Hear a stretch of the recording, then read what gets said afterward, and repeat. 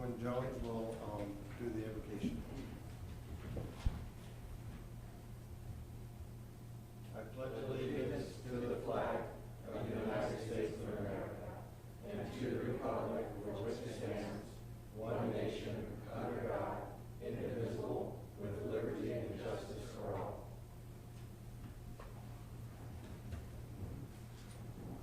Father, thank you for being here with us tonight. We ask that you give the council your wisdom and discretion and help us to know what the right thing to do is for the betterment of our town. We also ask that you be with all of our town employees, especially our first responders, police and fire, as they go about all of their business here in town. Please keep them safe. We also ask for safety for all of the workers working here in town, trying to restore Paradise back to a thriving little community. We ask all this in your name. Amen. Amen. Thank you. All right, we're going to do roll call. Roll call. Vice Mayor Crowder. Here. Councilmember Jones. Here. Councilmember Schuster. Here. Councilmember Zuccolillo. Here. And Mayor Bolin. Here. All right, we're going to do a couple of proclamations. Before we do, are we having them fill out cards if they want to speak tonight? We are. So if you're interested in speaking and you have not filled out a card, please do that. We have a lot to go through tonight. I want to make sure we do this orderly and as quickly as possible, but I want to give everybody time to speak. So there's cards there, right? There's cards outside you can fill out and then give them to the clerk. Okay? All right, we're going to recognize two of our planning commissioners, James Clarkson and Stephanie Newman. Are they both? I know James is here. Stephanie? It's hard to tell with the mask. I'm sorry. Very difficult. So I'm going to start with Stephanie. Stephanie Newman. Thank you for coming up. This is always awkward with all that's going on these days, whether you come up or not. So Yeah. Thank you. Whereas Stephanie Newman has faithfully served the community of Paradise as a member of the Planning Commission for 2 4-year terms of office, commencing February 12th, 2013 and expiring June 30th, 2020. And whereas Stephanie Newman served during specific times on the Development Impact Fee Adjustment Board and Landscape Committee and served as Planning Commissioner's Chairman and Vice Chair. Whereas the Town Council of the Town of Paradise recognizes the valuable contribution of good government from citizens who spend many hours in the service of the town without monetary compensation. And whereas through participation in the Planning Commission, Stephanie Newman brought her extensive real estate experience to assist the Town of Paradise and the Town Council in an advisory capacity on matters relating to various land use issues within the Town of Paradise. And whereas the orderly growth of the Town of Paradise has been enhanced by her efforts to pursue progressive improvement to the Town of Paradise, and whereas Stephanie has generously devoted her time and energy to the public good and performing her duties as a planning commissioner, her thoroughness and professionalism. Now therefore, I, Greg Bolin, Mayor of the Town of Paradise, do hereby recognize and express appreciation to Stephanie Newman for her dedicated service to the Town of Paradise.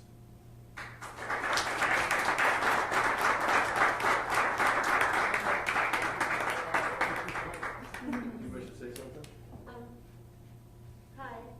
Thank you for coming, and thank you, and good luck to all of you. Thank you. Stephanie, thank you for all you've done. Thank you. Appreciate it.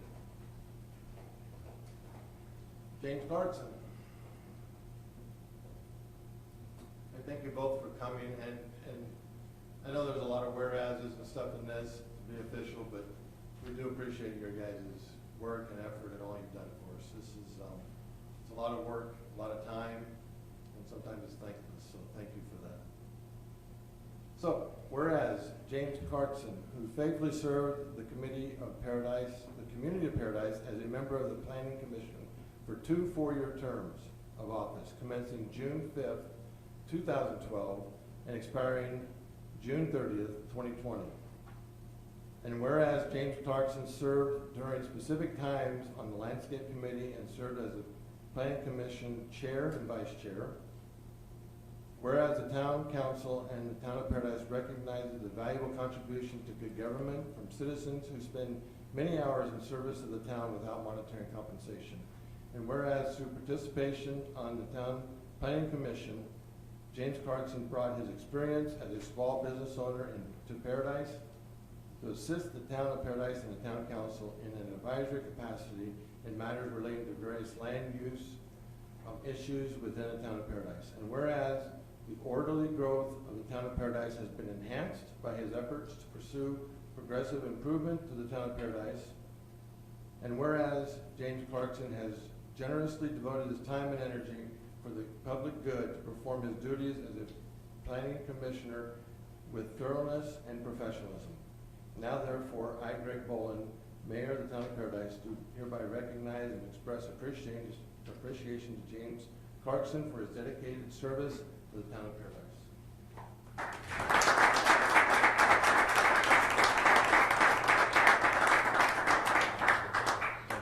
Appreciate it. And if you wish to say something. I just want to thank all of you, and especially Lauren, who has been a great help advising me through some difficult decisions, and I really enjoyed working. I mean, each one of you are friends of mine, and what a blessing it is to me to be able to, be in the community, helping out with the quality of people such as yourselves. And I'm very grateful for that opportunity. Thank you very much. Thank you. Thanks. Thank you for all you did. Appreciate it. Okay, moving on. We're going to go on to the consent calendar. Do we have any cards with the consent calendar? I have no cards on this one. No cards. What would the council like to do? I'll move approval of the consent calendar. I'll second. Motion by Jones, seconded by Schuster. Roll call vote. Vice Mayor Crowder. Aye. Councilmember Jones. Aye. Councilmember Schuster. Aye. Councilmember Zuccolillo. Aye. And Mayor Boland. Aye. Okay, we now come to public communication. For matters that are not on the council business agenda, speakers are allowed 3 minutes to address the council. Town council is prohibited from taking action on these matters. We can ask questions, we can discuss, but we cannot take action. So we might have some questions for you, but is there anyone, did anyone fill out a card for this? I have no cards for this item. Okay. Seeing nobody jumping to their feet, we're going to move on to council consideration. Action items 6A. And this would be considering adopting our fiscal year budget. And this would be resolution number 20-18. Now, I have a question. I don't know who would answer this. Can we pass all these at one time, or do we have to do them each individually? You can have one motion that includes all the resolutions. That includes all of them. So this would be for resolution number 20-18, 20-19, 20-20, 20-21, 20-22, 20-23, 20-24.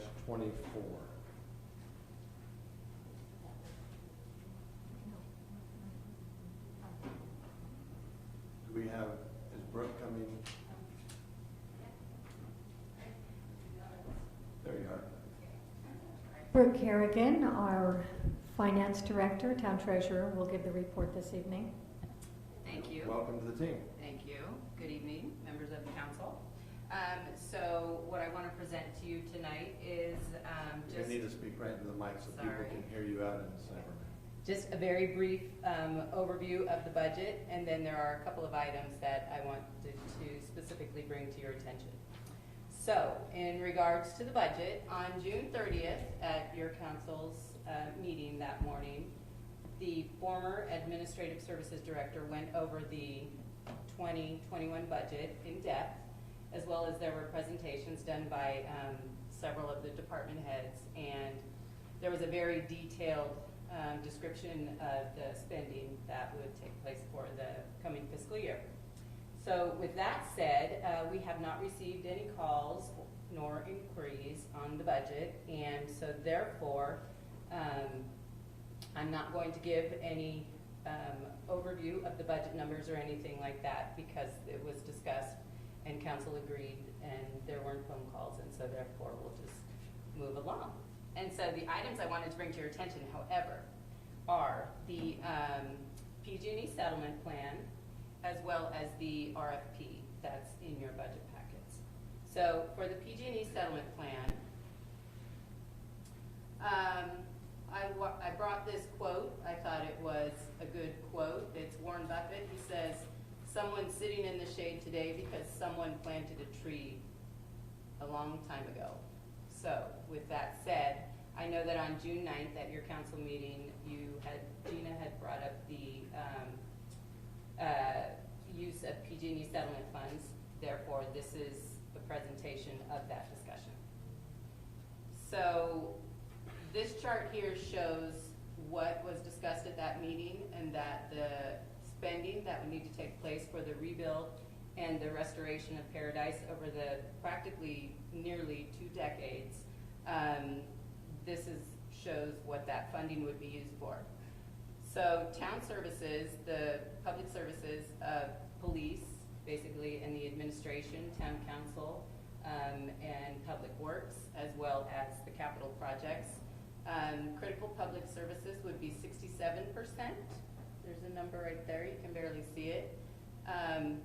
The unfunded pension obligation is 19%. That's the CalPERS retirement and the employee benefits.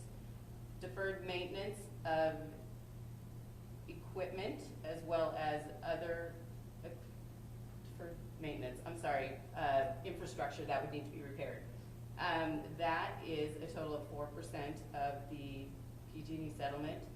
And we also have, there's an additional of about 5% for the cash flow contingency reserves, other town priorities, and there's also a portion that would be used for matching funds for grants.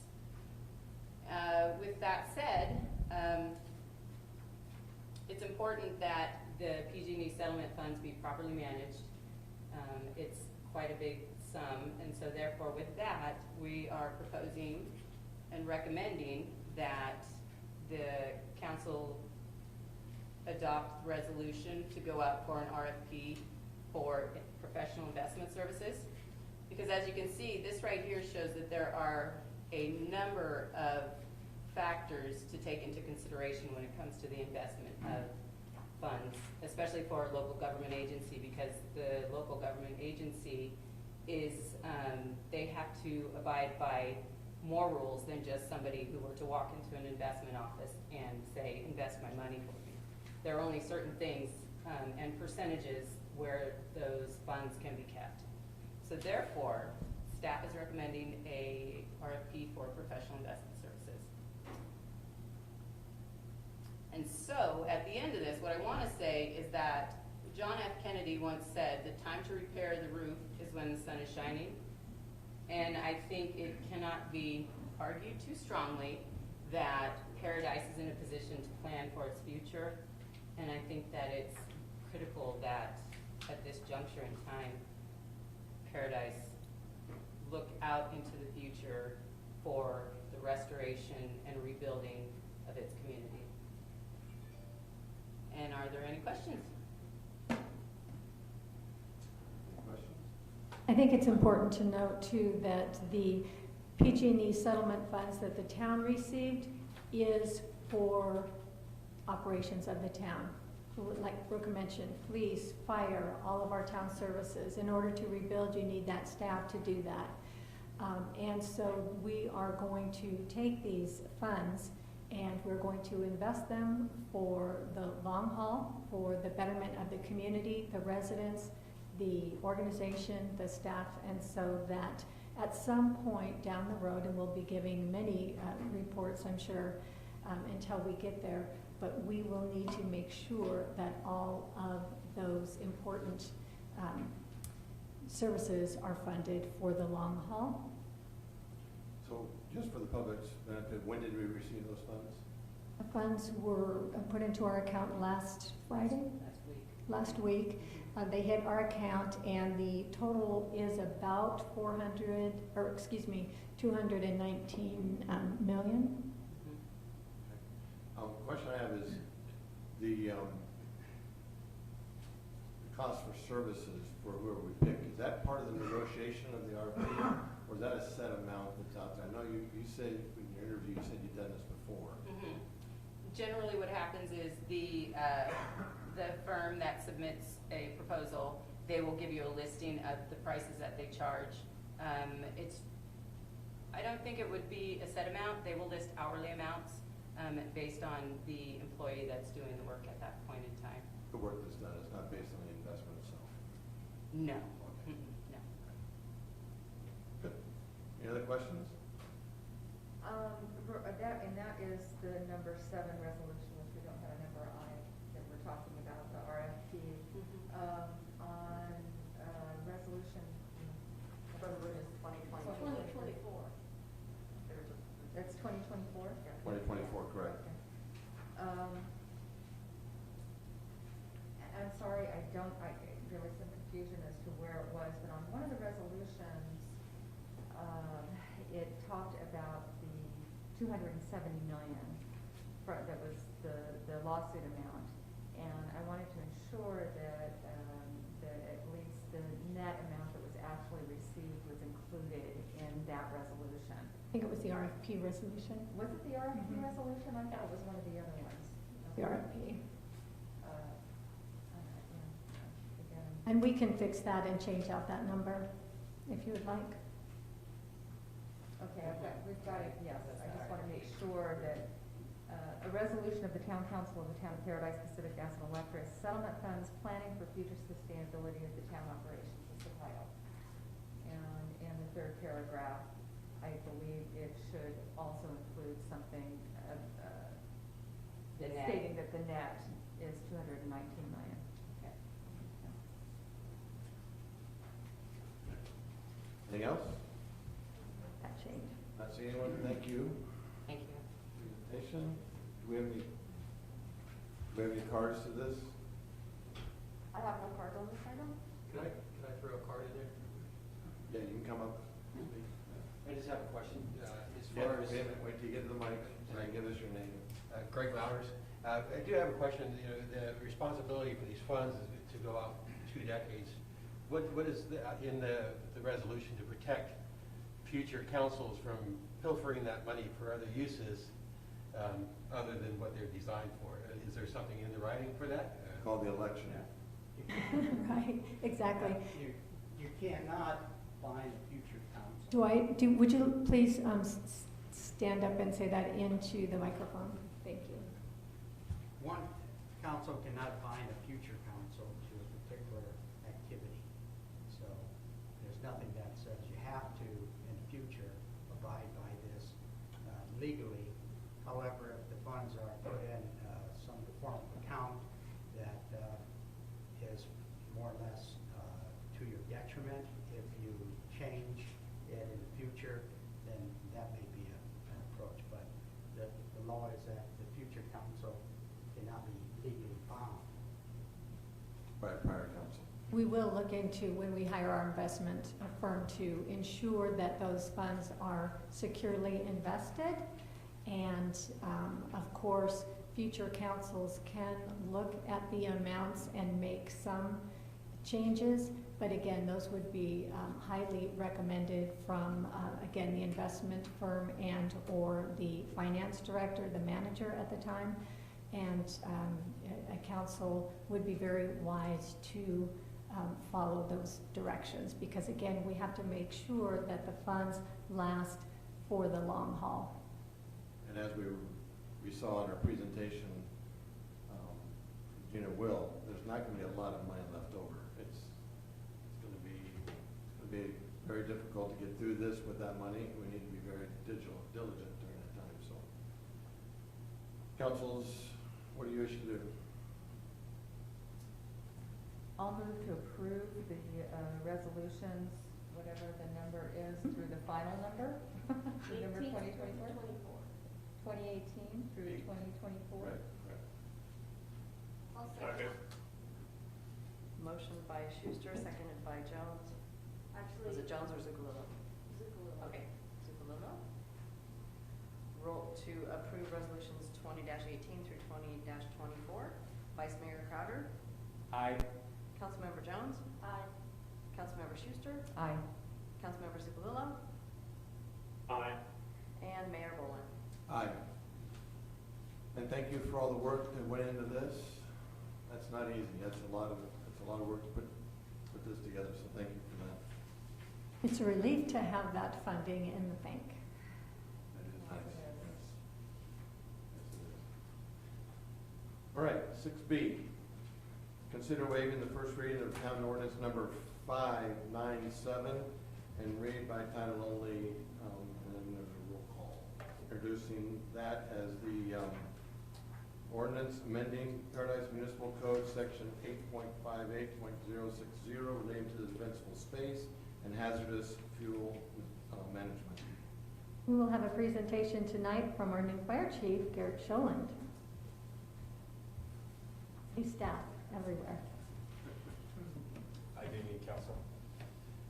Tonight I'll be presenting you an introduction to amendment to the ordinance 8.58 in your defensible space and fuel management. And what we're looking is section C and E specifically, and focusing on the unimproved lots here in the town of Paradise. The ordinance would require unimproved lots of 1.5 acres or less in size to reduce their fuel modification based on items 1, 2, and 3, and that would be through the entire lot, all 1.5 acres. Unimproved parcels greater than 1.5 acres in size shall be required to maintain a fuel break at a minimum of 30 feet from the property line, again following items 1, 2, and 3 is listed here, and that specifically outlines how high you can mow your grass, removing ladder fields under trees, and spacing of the tree canopies in your structures. Section E would be an addition as well, and that would be prior to transfer ownership of any parcel. They would have to acknowledge that they would need to follow this ordinance and have the property cleared accordingly to the ordinance through the process of the sale.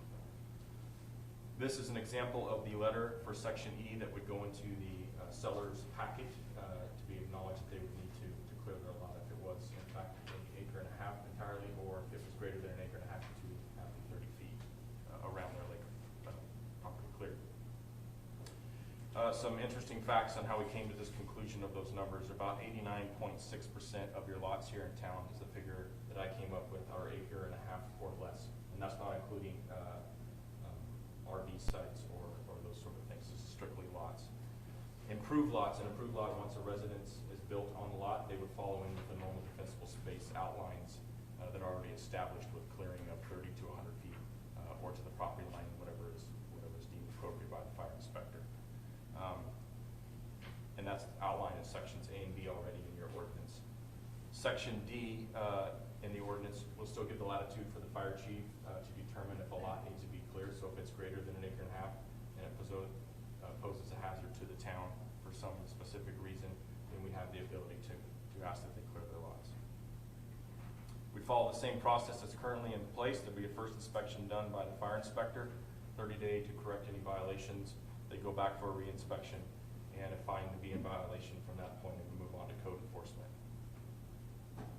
So Section E, when we look at that specifically, adding this in here, we're acknowledging that we need to educate our realtors in the community as well as our tire companies on the ordinance, because this is something entirely unfamiliar with many places throughout the state.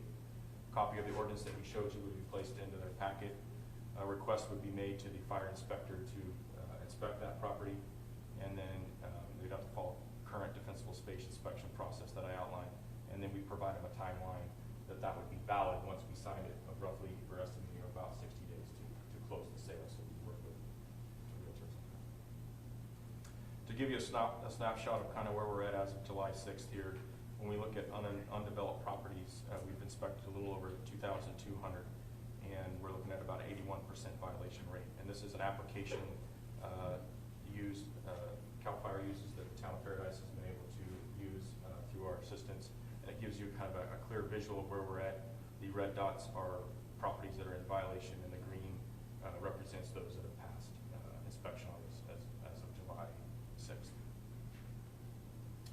That is the end of my presentation. If there's any questions. And Chief, I wanted you to touch on, I believe we had a report from the fire inspector, Chris Rainey, who mentioned that we have about 80% compliance, which is a very good number. We do, and that on the violations that are in effect, there are about roughly 80% of the people are coming back and correcting right now. Questions? I have one. How does this compare to what the county's doing? I mean, are we surrounded by the county that's not doing anything close to this same?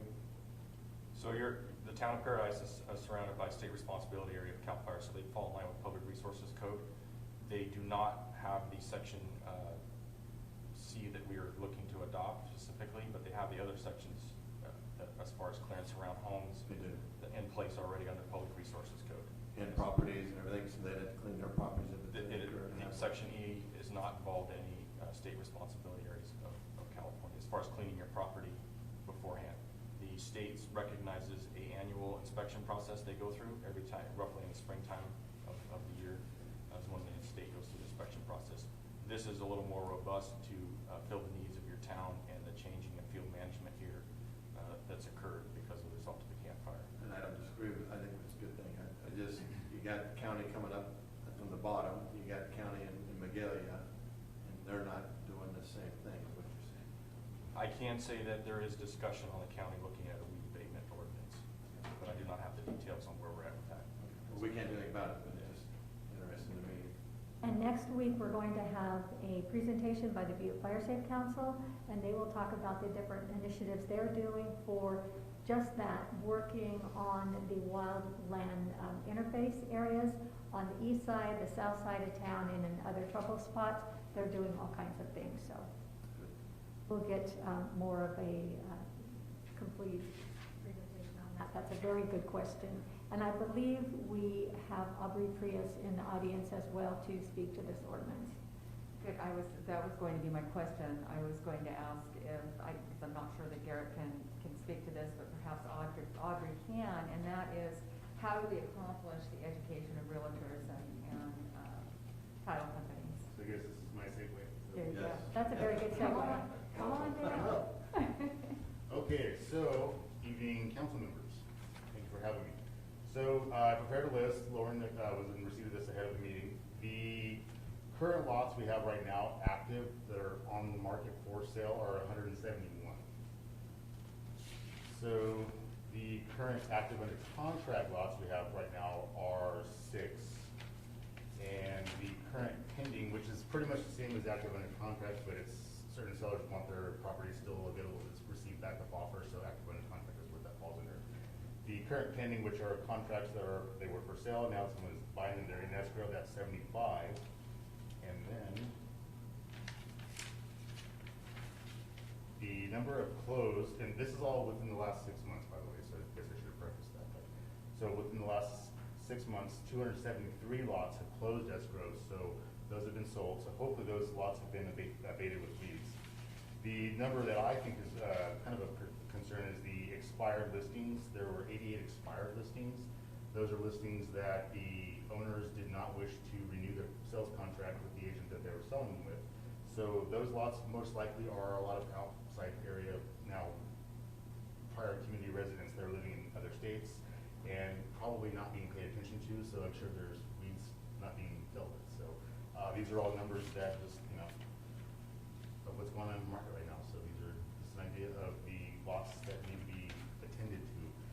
All in all, that was about 613 lots that are in the market right now that this could be an educational piece for our realtor members. So given I received the information from the ordinances, I will be happy to put this in our realtor members' hands and educate them on this process. So and I will actually disseminate that to all of our title escrow companies throughout the area, so they're aware also that that needs to be in each seller packet. So it's in everybody's hands, and we can make sure this gets taken care of. And also with the violations, it's a serious issue, so avoid trouble and take care of weeds. Do you see them being willing to move forward with this? Absolutely. Well, especially with it being an ordinance, and we don't want our clients Yeah, being. we have other ordinances. Yeah, so we want to keep people out of trouble, so. And that's where we fall in, because as you know, the realtors are the boots on the ground and need kind of the face dealing with the community directly, so I would love to be able to give this to our realtors and educate them on the process and make sure everyone's taken care of it. Good. So, any Well, questions? Excellent. I would like to say I appreciate our real estate community for supporting this and helping us Absolutely. get through this. So, We're in it together. on behalf of, thank you. Yep. And if you'd like the fire chief to present with you to the Board of Realtors or to the title companies, he expressed a willingness to do that as well. Actually, that'd be great if we can set up a Zoom type meeting and invite all of our members to do that and provide the stats and just the information, that just the nitty gritty, so they really get their head around it and understand it, so. Perfect. Absolutely. Just so I understand, is it the realtors that are gonna present it to the buyers, or will this be done in escrow? Will it be the escrow papers that this happens in?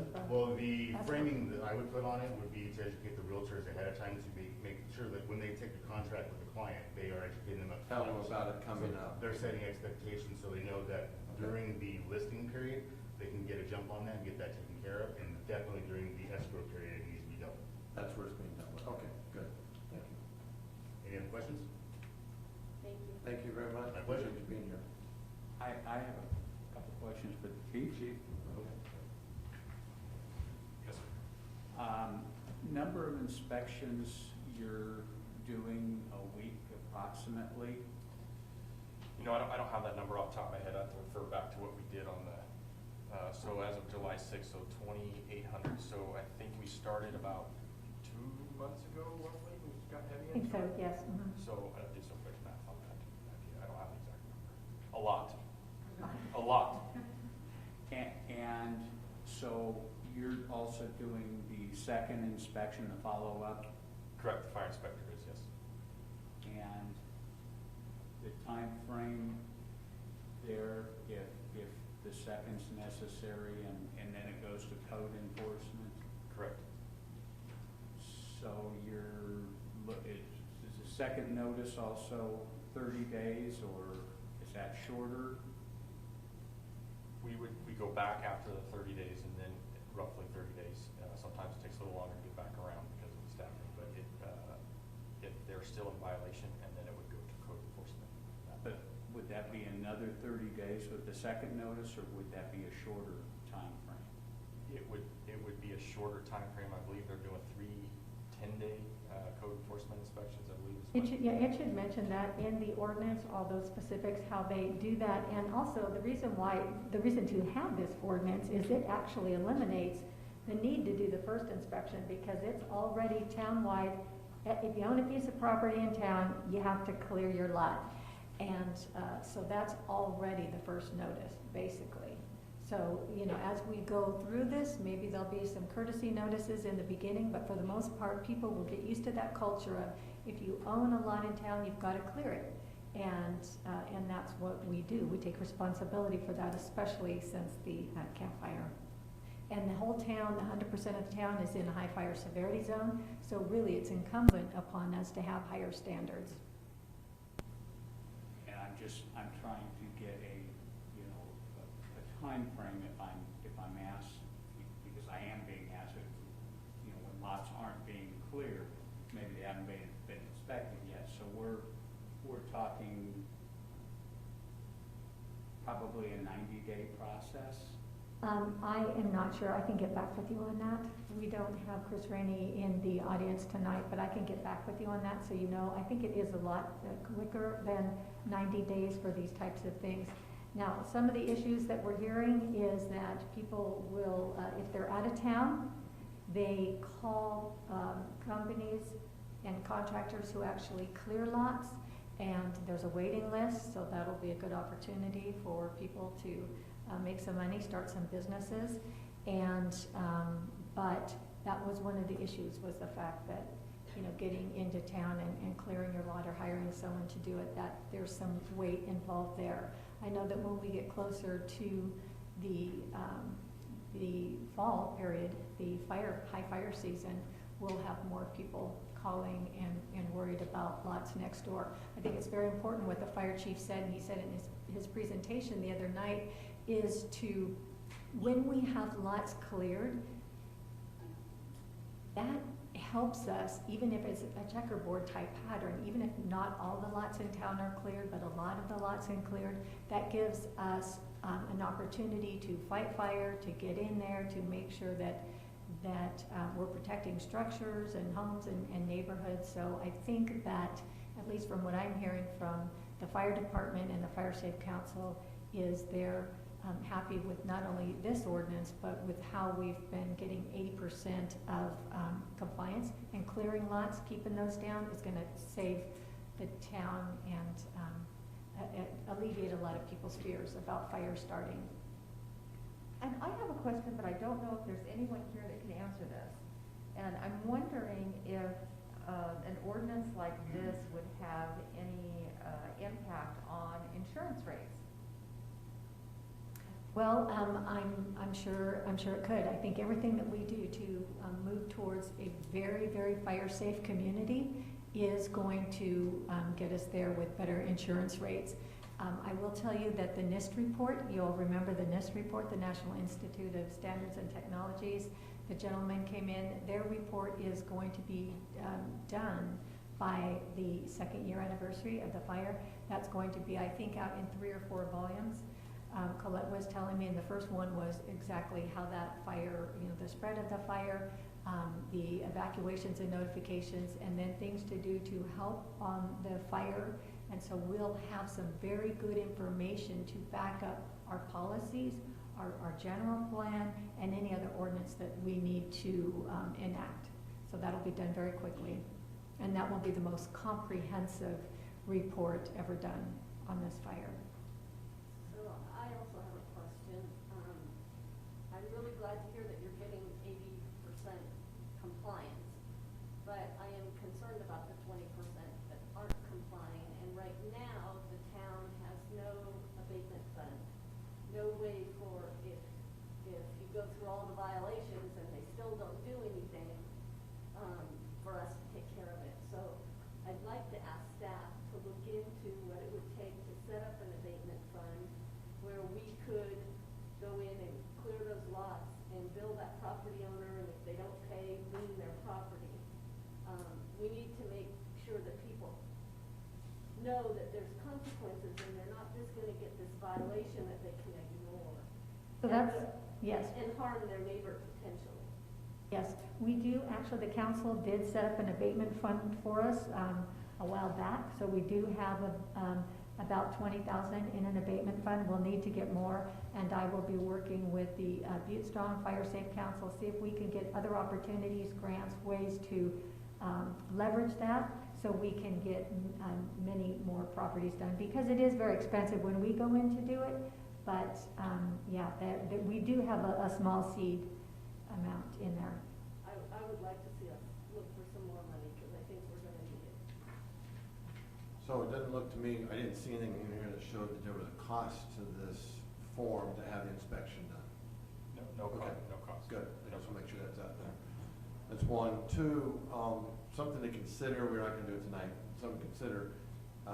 People are going out and they go out in March and they get their property mowed down. Well, we get April showers and then all of a sudden it's back up again. And then we have some that go in April, and then we have May showers that come.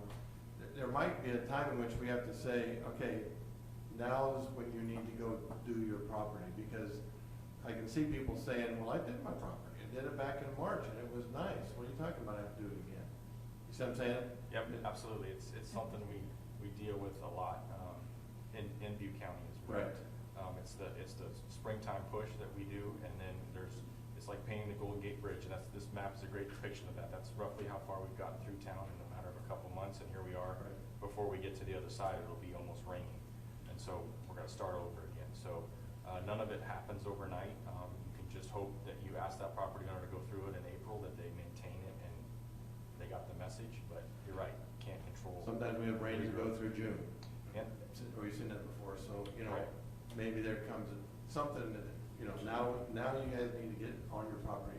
It's time to get the grass down. Education and awareness, absolutely. Yeah, and give them a time every year. Now's the time to do it, so anyway. And put timeframes in there. We noticed that we were looking at the ordinance for Ashland, Oregon, and they had a couple of timeframes that they had to have their lots cleared by. I think there was 2 different times in the year. We could look into that to see if it is feasible and bring it back with the second reading. Yeah, I can just hear what's gonna be said, you know. Absolutely. And again, if we don't do it right now, we can come back and do sometime later, but it's gonna be a problem with people. It is. So, okay. Any other Any questions? cards to this? I have no cards on this item. Cards? What's the wishes of the council? Thank you. Thank you. Thanks, Chief. Appreciate it. You wish to speak to it? Yes, sir. Okay, come on in. Henry. I'll give you these. Give us your name and, Good evening, Warren Bullock, member of the community. While I appreciate the nobility of this idea, perspective, ordinance coming up, and I think it has real validity to what is needed, I just want to remind people that when we started the clearance to record process with the on-sites, there was a large lag with out-of-area title companies. While we have great title companies locally, there's some major chains across the United States, Chicago Title, Stewart Title, of which we don't have any local representation for. So it's got to be approached gingerly in how that information gets out there. Not only that, we have great real estate agents locally in both Paradise Association, Sierra North Valley Association, and the Orville Association, but there's nothing that currently restricts real estate agents for sale by owners, any of that from 50 miles away, 2,000 miles away. As long as they're licensed to sell in this state, they can do that. So while we can work with associations like Aubrey and the Sierra North Valley Association to get that information out to sellers, there's got to be another method to get it to the sellers that decide not to work with somebody local who doesn't have those boots on the ground to understand what's coming up in the town. So that's really just a thought, not speaking against or for what's going on. But another question that I would have is, what is the turn time going to be on those inspections? While I completely appreciate that there's no current cost to doing that, if it becomes there is some speculation that there may be a point in time when there are a lot more lots coming on the market than there are today. If all of a sudden we start seeing sales numbers instead of 54 a month, which has been the average for Paradise for the last 6 or 8 months, all of a sudden that goes to 200 a month because there's hundreds and hundreds of more lots on the market, that could back up their ability to get those turned, which could affect values locally. Not only is that going to affect people's desirability to be here in this town, but it's also going to affect property values, tax values, things like that that could have longer term effects. While I appreciate and behind what's the intent of this, I just would like to see some good thought put into the approach of how it's going to get implemented so that it doesn't have unintended consequences for the town and the citizens. Thank you. Warren, or maybe Aubrey can answer this too. Are there some publications that maybe Blue Flamingo could put a blurb in that would help get that word out to realtors both inside and outside the area? The local associations, I think, are going to be the best voice, and that's going to take care of a large portion of these. But like California Association of Realtors, they do have red alerts and things like that maybe this could fall under that. I'm not sure if they would, if this would fall under their red alerts where they get that information out to other real estate professionals, which will help get another segment of it. But even yet further, there's property owners that live in Arkansas and New York, and getting that information to them.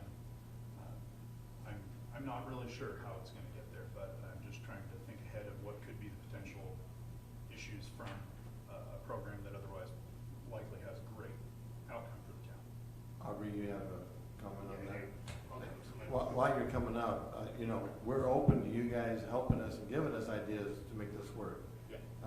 Me personally, I don't like government getting involved in this stuff. I just assume people do it without the government involved in it. Yeah. It's not, it doesn't always happen, it doesn't always work, so we're trying to make it safe for everybody. I'm actually glad that Warren said what he said, because echoing what you just said, Warren, is, I forgot to mention our reach with the national and state associations, and I agree with Warren in handling this delicately, because there are a lot of our sellers that are now no longer even in the area, working with an agent that is not even maybe in the state, or they have to be in the state because they're licensed in California to sell here, but still, I would be happy to help disseminate that information to our other state association and national association, because they have a much farther reach with even further, greater reaching title escrow companies, and that can be put in their hands in a more quiet manner. So it's put in packets. I don't know how far that needs to go, but at least at the state level, there's people that will be willing to help with disseminating that information, and like I said, in a more discreet manner, just having it in a packet. So if you are doing business in this area, that's something that is to be considered and taken care of. So happy to help in that regard as well. Great, thank you very much, we appreciate that. And we do have examples of other cities and other states that do this as a matter of course, and they require these, so we'll get there eventually. This is just another tool. The method to put it in the seller's packets is just one method. This is required for everyone, all the time, who owns a lot in town, to make sure that their lot is cleared. It's not just when they're sold, it's all the time. Okay, council, do you wish to have? I'll move approval of, the staff recommendation for town ordinance number 597. I'll second. Motion by Jones, seconded by Crowder. Roll call vote, Vice Mayor Crowder. Aye. Councilmember Jones. Aye. Councilmember Schuster. Aye. Councilmember Zuccolillo. Aye. And Mayor Boland. Aye. All right.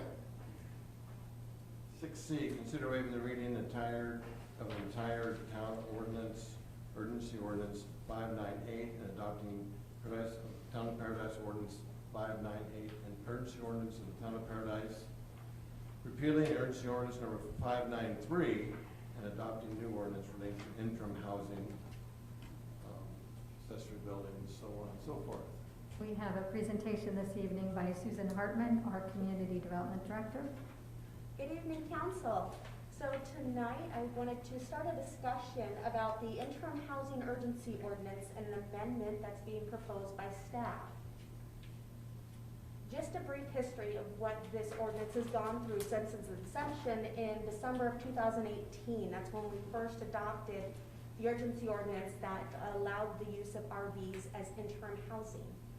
As you recall, as soon as we came back to Town Hall, we had another meeting that morning where we had to then amend it to require that the debris be removed from the lots first.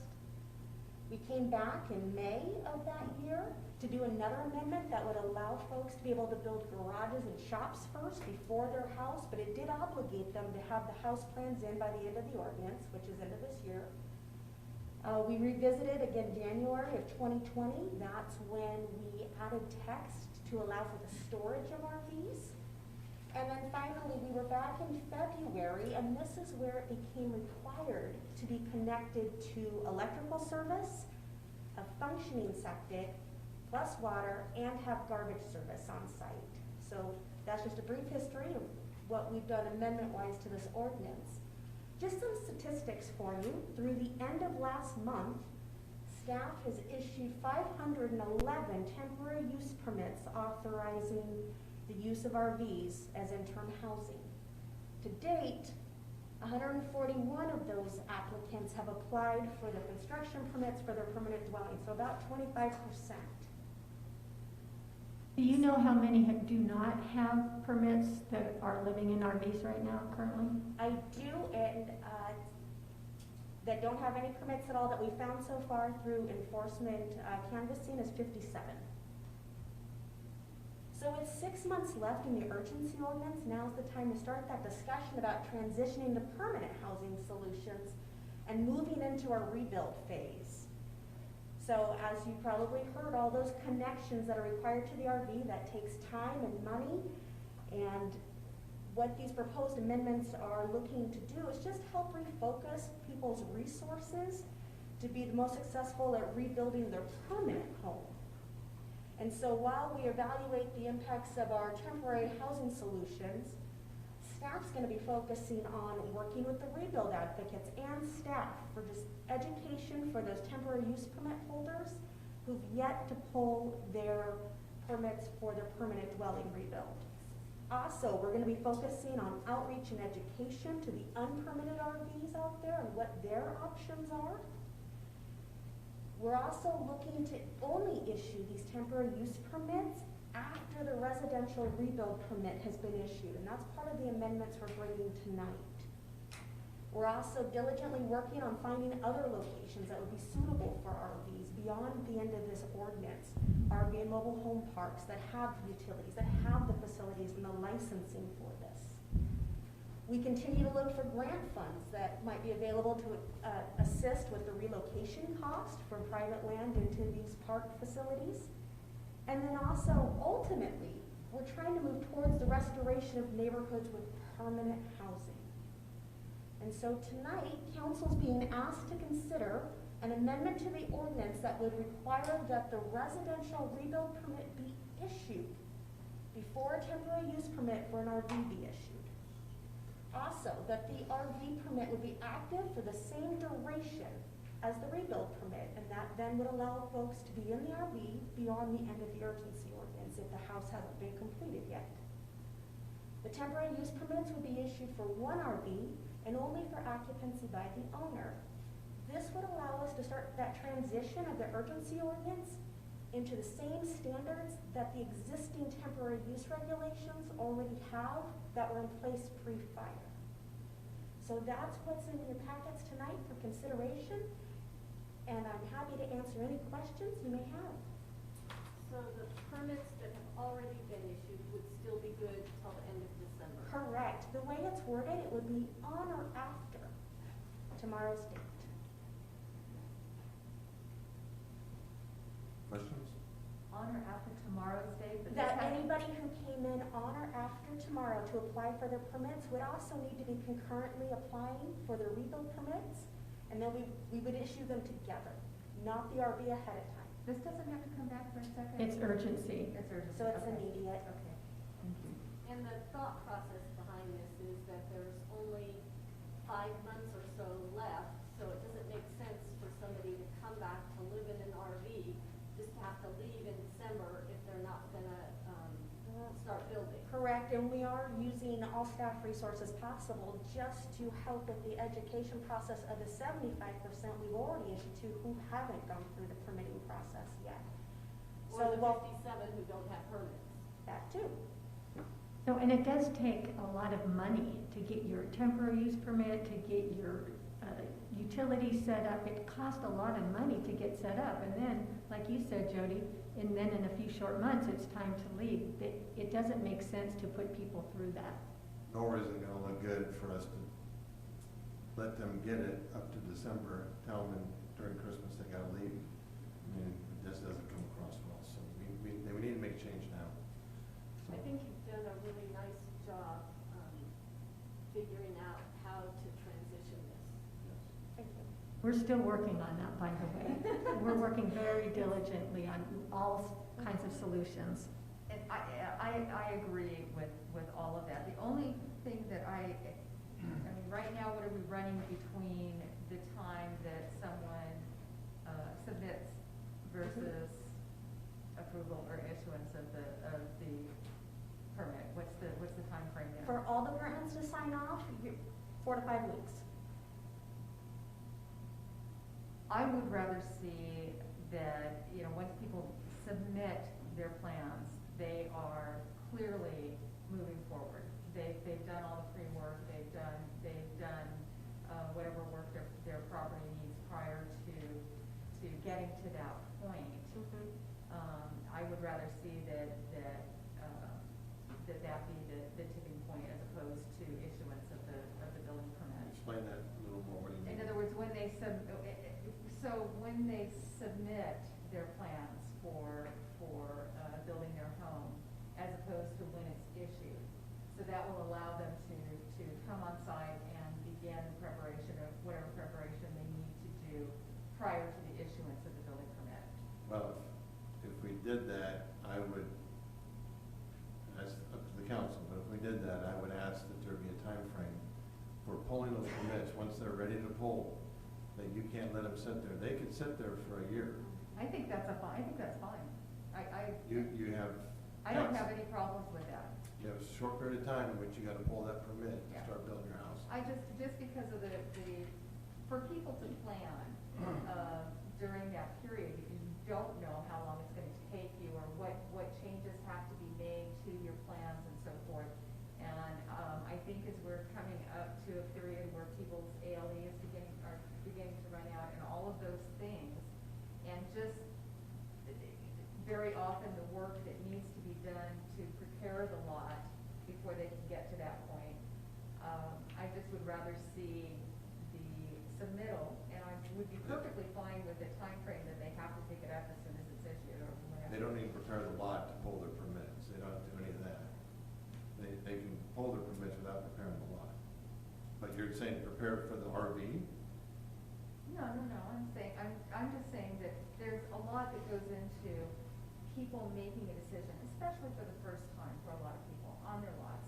I talked to a gentleman yesterday who is having issues relating to his septic and locating his septic and funding for the septic, and it's taking time and energy, and until he gets that, it's taking time, but until he gets that figured out, he can't figure out where to locate his home on a half-acre property. And he's legitimate, he's working to move forward. So if he could,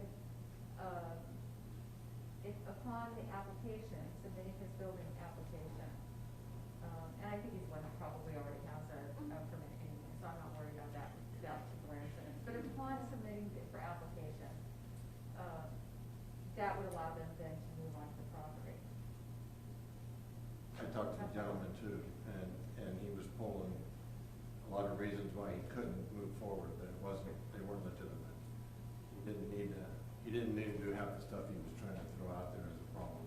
And I think we need to, again, make it for the whole and not just the one-off. You know, the one-off is easier to deal with. So Susan, I think we talked about that, why we would do it at issuance. Can you explain a little bit why it makes sense? Right, so to make it,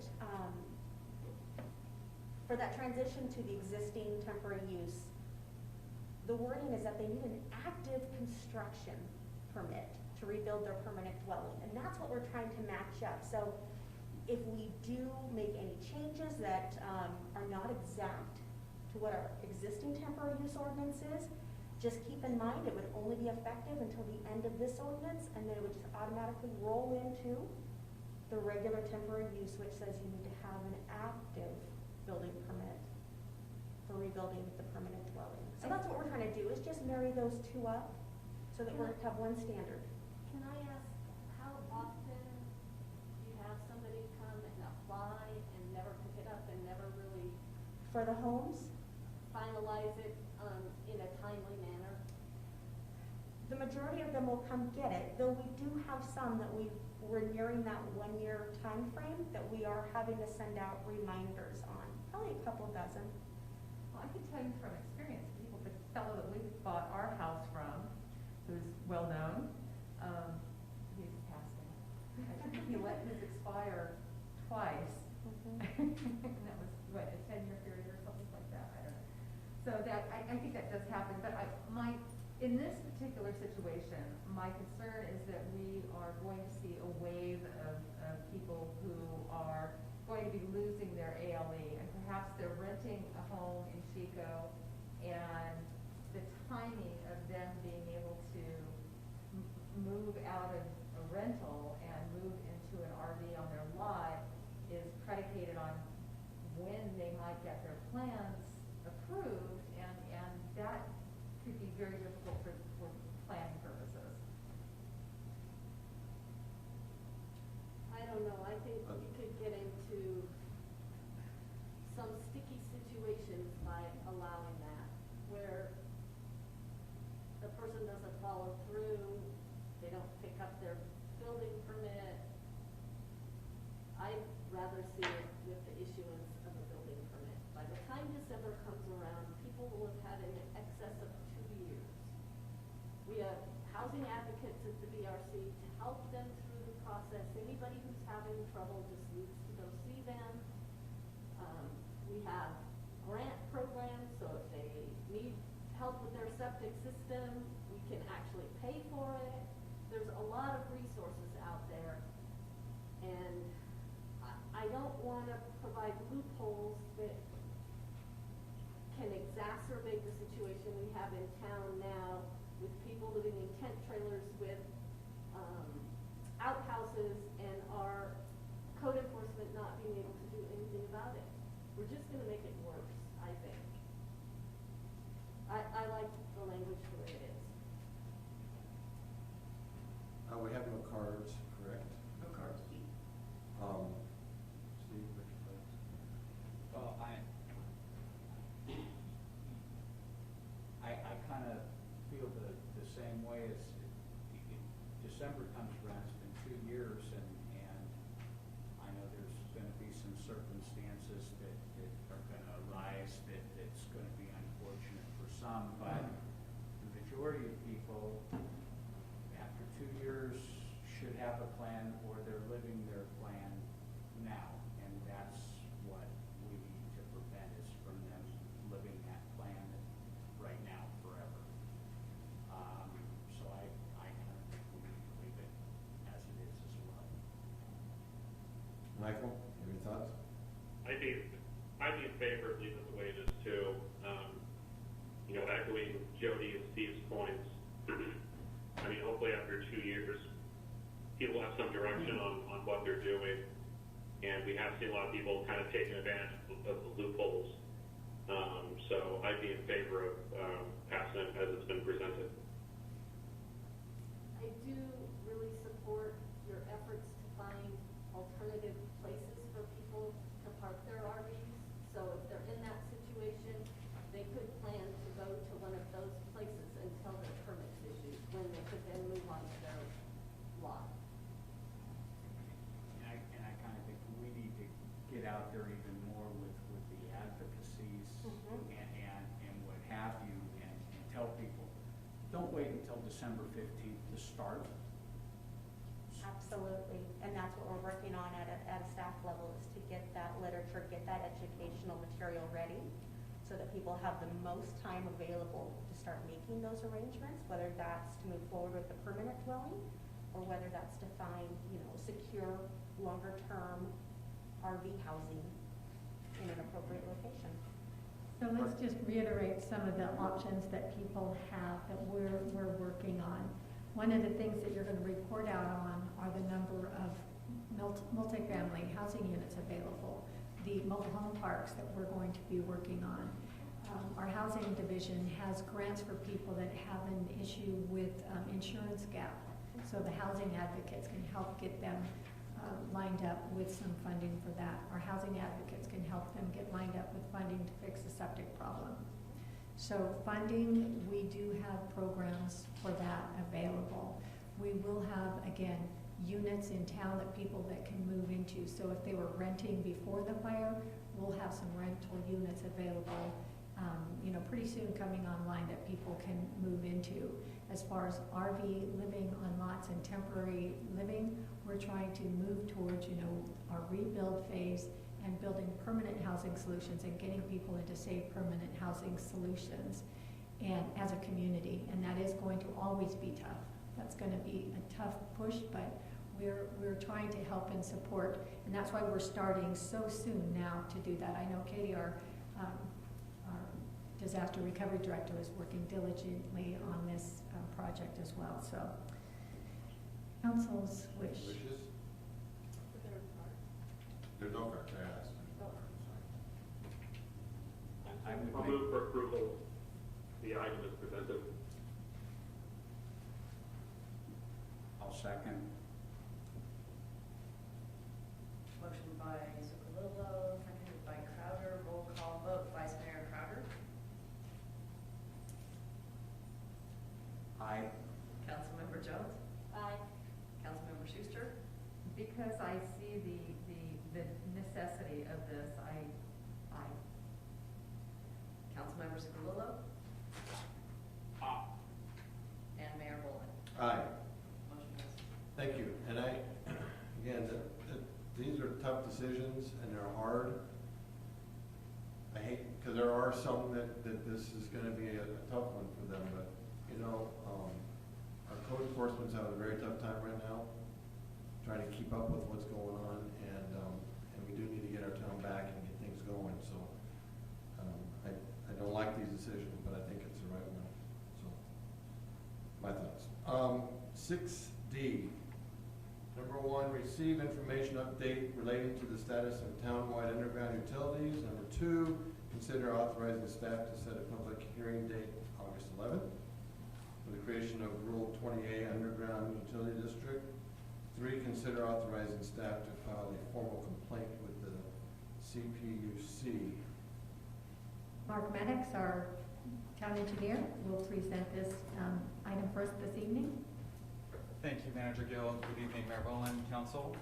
As mentioned on the agenda, the item before us is an update on our underground utilities effort, to where we're working towards a robust program and effort to get all of our utilities, no matter which road, underground. And so with that, this is kind of providing a quick background of timeline from how we got to today. And I'm not going to try and go into too much detail from what I provided last month as well for an update. But from the campfire, we early on knew that getting utilities underground was a priority in the town of Paradise, and it was actually even stated by PG&E during one of our community meetings in early December, on December 4th, that these poles are temporary. The town is looking for a plan, and it involves getting those utilities underground so we don't experience some of the effects during the evacuation of wooden poles and trees falling into the roadway while people were attempting to evacuate. So from there, the town undertook our recovery plan process. We started in spring 2019, and on May 22nd of 2019, PG&E made a formal announcement and commitment to our community that they are going to underground their electric distribution system in town. From there, we adopted our long-term recovery plan on June 25th, 2019, and that plan identifies the undergrounding of utilities as a top-tier project led by some of our recovery partners, specifically PG&E, Comcast, and AT&T. So from there, our council took action in October of 2019, adopting a dig once policy, which states that future coordination shall take place and new work shall be coordinated and provide opportunities. So when one utility goes underground, everyone's afforded an opportunity to join that utility in that same trench. Last month, on June 9th, I provided an update on kind of the overall progress, including kind of a three-pronged approach on how we're looking to continue to serve this community the best way we know how. One, looking at the possibility for a fiber or a broadband utility, or I'm sorry, a broadband feasibility study for the town, whether we implement it ourselves or lease it to a different provider. Also, the potential of creating a Rural 20A district and work within the confines of that program. And we also mentioned at the close of the item was the possibility of filing a formal complaint with the CPUC regarding the lack of participation by Comcast and AT&T into the joint trench with PG&E. So a little bit more about the underground utility district option. The Rural 20A program exists, and under normal circumstances, a tariff is collected through normal PG&E rates, and that tariff funds PG&E's requirement when these districts are established to underground their utilities. After that's complete, Comcast and AT&T follow suit at their own cost. With this scenario, we do understand PG&E is not using Rule 28 credits to underground their utilities, and so we presented this option to Council as a potential avenue to use the confines of the program to get Comcast and AT&T to join the trench. That program explicitly states that Rule 28 districts can only be completed in certain areas, whether it's a site for specific scenic beauty, historical nature, high volume of traffic, a really high concentration of overhead utility lines or on collectors and arterials. And so we took that as, we interpreted that as collectors and arterials are eligible, and they just are. So with that, here's our map of federal aid on system collectors and arterials, and we were proposing to create a district on those on collectors and arterials.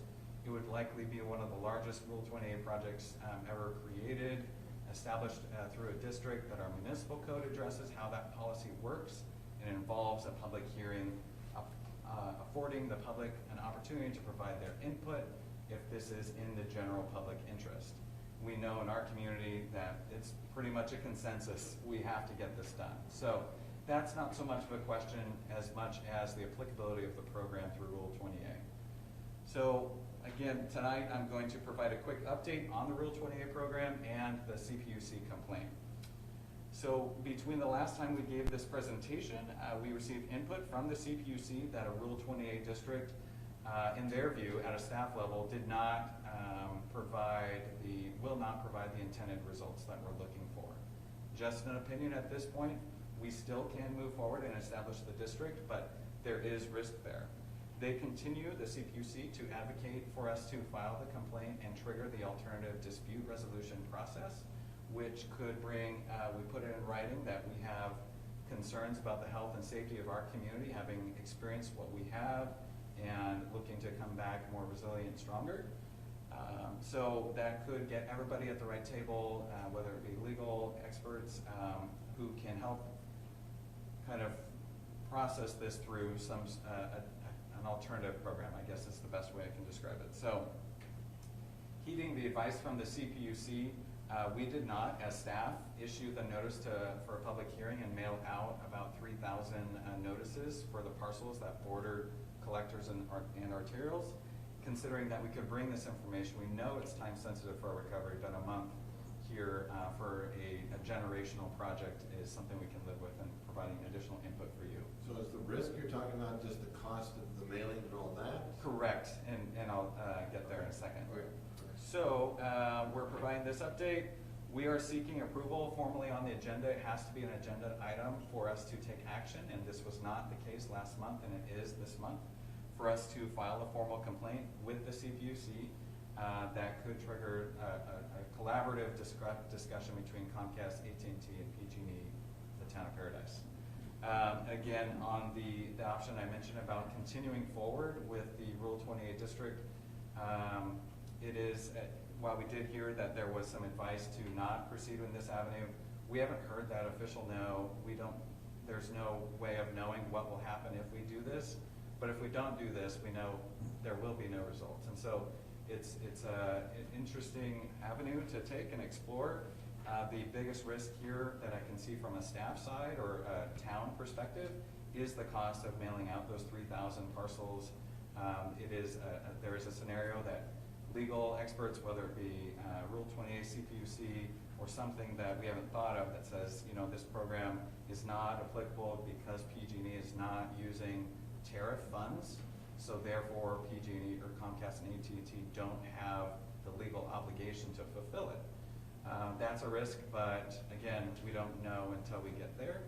And as your staff, we're just continuing to try and turn every stone and make sure that our community knows that this is a huge priority. We're looking at every avenue to get this done on all roads, not just living within the confines of the Rule 28 program, which is just collectors and arterials, but all roads, all utility lines buried underground. So with that, Mark, to our council for any questions. I think this would be a good time, I'm sorry to interrupt, for you to give an update with what you know now from PG&E with the comms. Yeah, thank you, Lauren. I did forget to mention that with all of this information considered, that we have heard good, positive progress about ongoing discussions between PG&E, Comcast, and AT&T.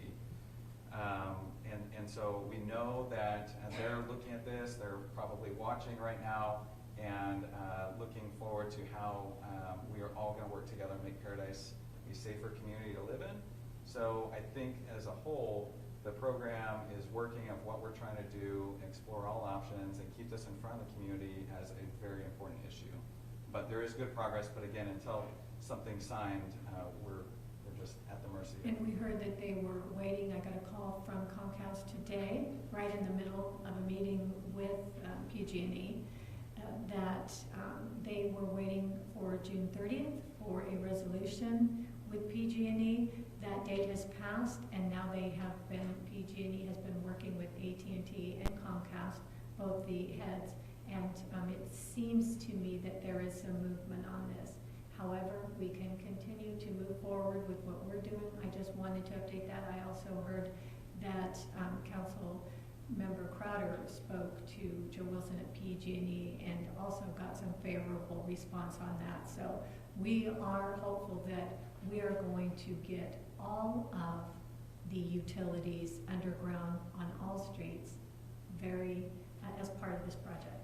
So what would be, if we went ahead and filed a complaint with the CPUC and it got resolved before, so no harm, no foul, rather than Rule 20A, it seems that would be something that we could take with probably the least ruffling of feathers. I mean, which.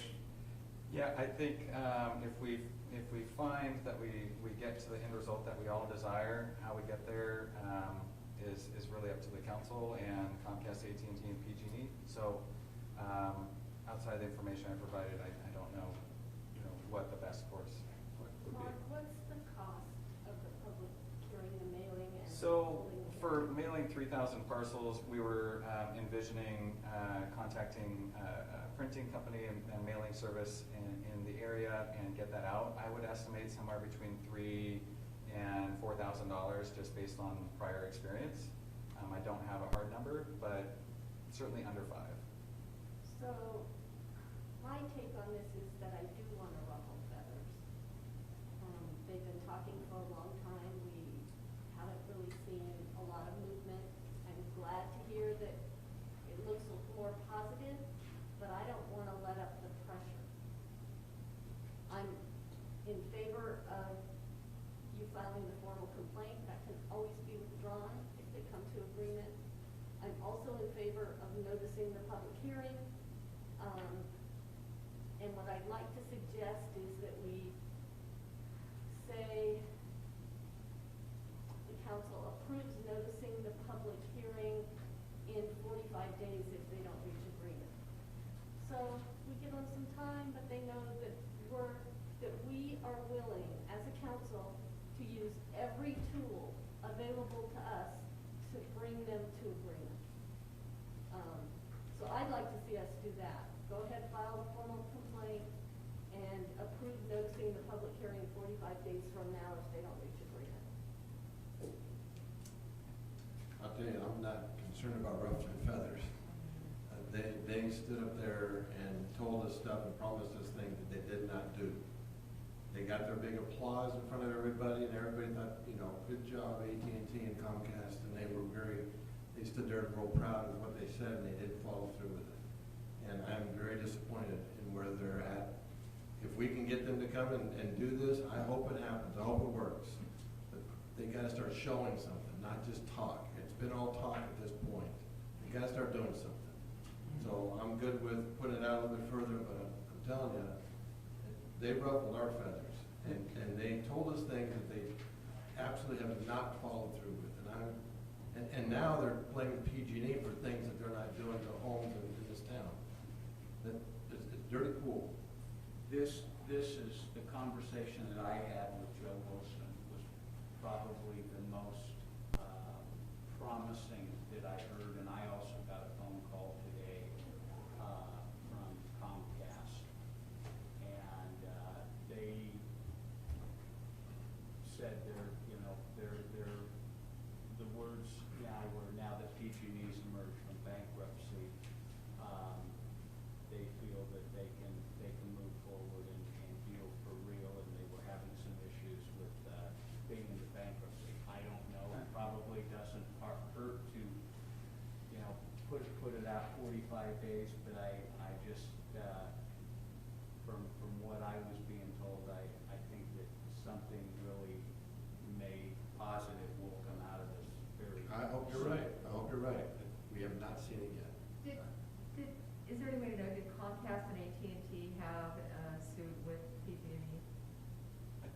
believe there was pending claims that were being processed, yes. So we don't know that that possibly could have been settled as well, which would, I understand that it has not been settled yet. That's my understanding. well, I agree, with the two of you. I have no problems ruffling feathers. I think the squeaky wheel gets the grease. I also see the sending out of the information on Rule 20A as a way of educating our community and helping engage them in this process. And anything that we could do along those lines is, to me, a positive. So, and I certainly don't feel that $5,000 is a waste of money if some of our community members are educated as to what the town is doing and how we are standing up for them. So, and I do like the idea of pushing it out a little bit and giving them a bit of time to get their act together. And I did want to take this opportunity to clarify with the messaging, if we did do the notice in 45 days, that there would be no cost to the property owner about this Right. district. And so there's some perceptions about the word district, that it's money from the property owner. So in this case, Rule 28 program does not have costs to the property owner. So with that, we can definitely move forward at the council's direction. And there's no way you can get a legal ruling beforehand? I mean, Based it's on, because it's never happened before, that's why? correct. Based on the process just to get the feedback to get us to this point, I would be surprised to get an official legal ruling that would meet the council's timeline and schedule and expectations. Okay. All right, that makes sense. Michael, you input? No, I concur. I think doing the 45 days puts pressure on them. In many of those meetings, there's been a lot of talk, and we're starting to see, some of the poles just being left behind after PG has done their part with underground, and now we're seeing poles that stick it up with, phone and internet on them. So I concur. I think this is the right thing to do. Any cards to this? No cards. So I will make a motion to that effect, that we approve the filing of a formal complaint and we approve the noticing the public hearing 45 days from now if no progress has been made by then. I'll second. Motion by Jones, seconded by Schuster. Hey, one question real fast, Jody. What's the council's position going to be on progress? As far as have they reached an agreement, or what's going to be the bar? That's what I meant, agreement that they would go in the trench. Okay, all right. Just want to make sure. Roll call vote, Vice Mayor Crowder. Aye. Councilmember Jones. Aye. Councilmember Schuster. Aye. Councilmember Zuccolillo. Aye. And Mayor Boland. Aye. Motion passes. Thank you, Mark. Okay. 6E, consider authorizing the town manager to execute a license agreement with Nikki Jones relating to the proposed license area expansion of 6265 Skyway. This item will be presented by Colette Curtis, Assistant to the Town Manager. Good evening, Mayor and Council.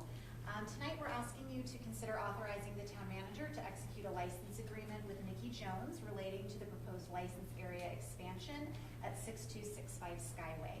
You may recall at the May 2020 council meeting, we asked you to authorize an agreement with Nikki Jones for her restaurant located at 6265 Skyway to use some of the public right-of-way for outdoor seating for her restaurant. That was approved. Since then, Nikki has requested the council look into approving allowing her to use additional right-of-way to install a deck that would also include outdoor seating. So it would expand her outdoor seating capability for COVID-19 reasons, and also just to include more seating for her restaurant. The town engineer has reviewed Ms. Jones' request and does recommend approval with the following conditions: that the deck that encroaches into the public right-of-way would be constructed of ignition-resistant materials, and that the proposed deck could be removed at any time at the direction of council at the owner's expense. This proposed deck does not interfere with the build-out improvement plans for the downtown area that are slated for completion completion in 2021. And this proposal is also in line with the council's direction and goals for downtown economic development. And it also helps a local business comply with COVID-19 guidelines. And if there are any questions, I would be happy to answer them. Does this go on beyond if Nikki were to sell the business? Does this go on to the next owner, or does it stay just with her? The rights under the license agreement would be transferred with the property, not with an individual. Okay, thank you. And we would have to comply with septic, I'm sure, septic guidelines as far as number of seating. As far as seating, yes, yes. Any other questions? Any cards? I have no cards on this item. No cards. Would you like a motion? I'd be happy to move to approve the agreement. Second. Motion by Schuster, seconded by Crowder. Roll call vote. Vice Mayor Crowder. Aye. Councilmember Jones. Aye. Councilmember Schuster. Aye. Councilmember Zuccolillo. Aye. And Mayor Bowman. Aye.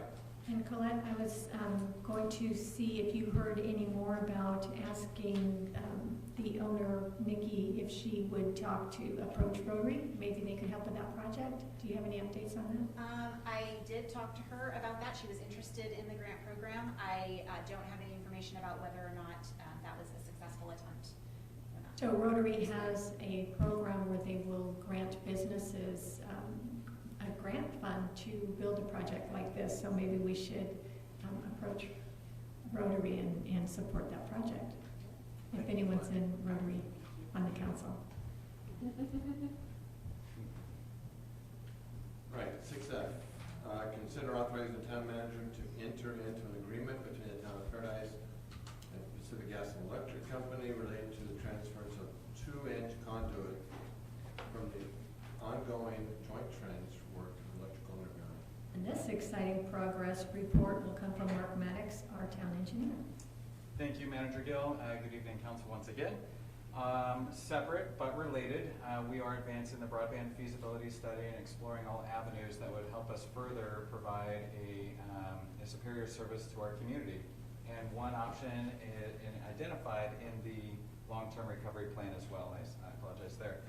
But we are moving forward on the broadband feasibility study, and we've been in ongoing discussions with PG&E about acquisition of 2-inch spare conduits that are being installed in the proposed joint trench.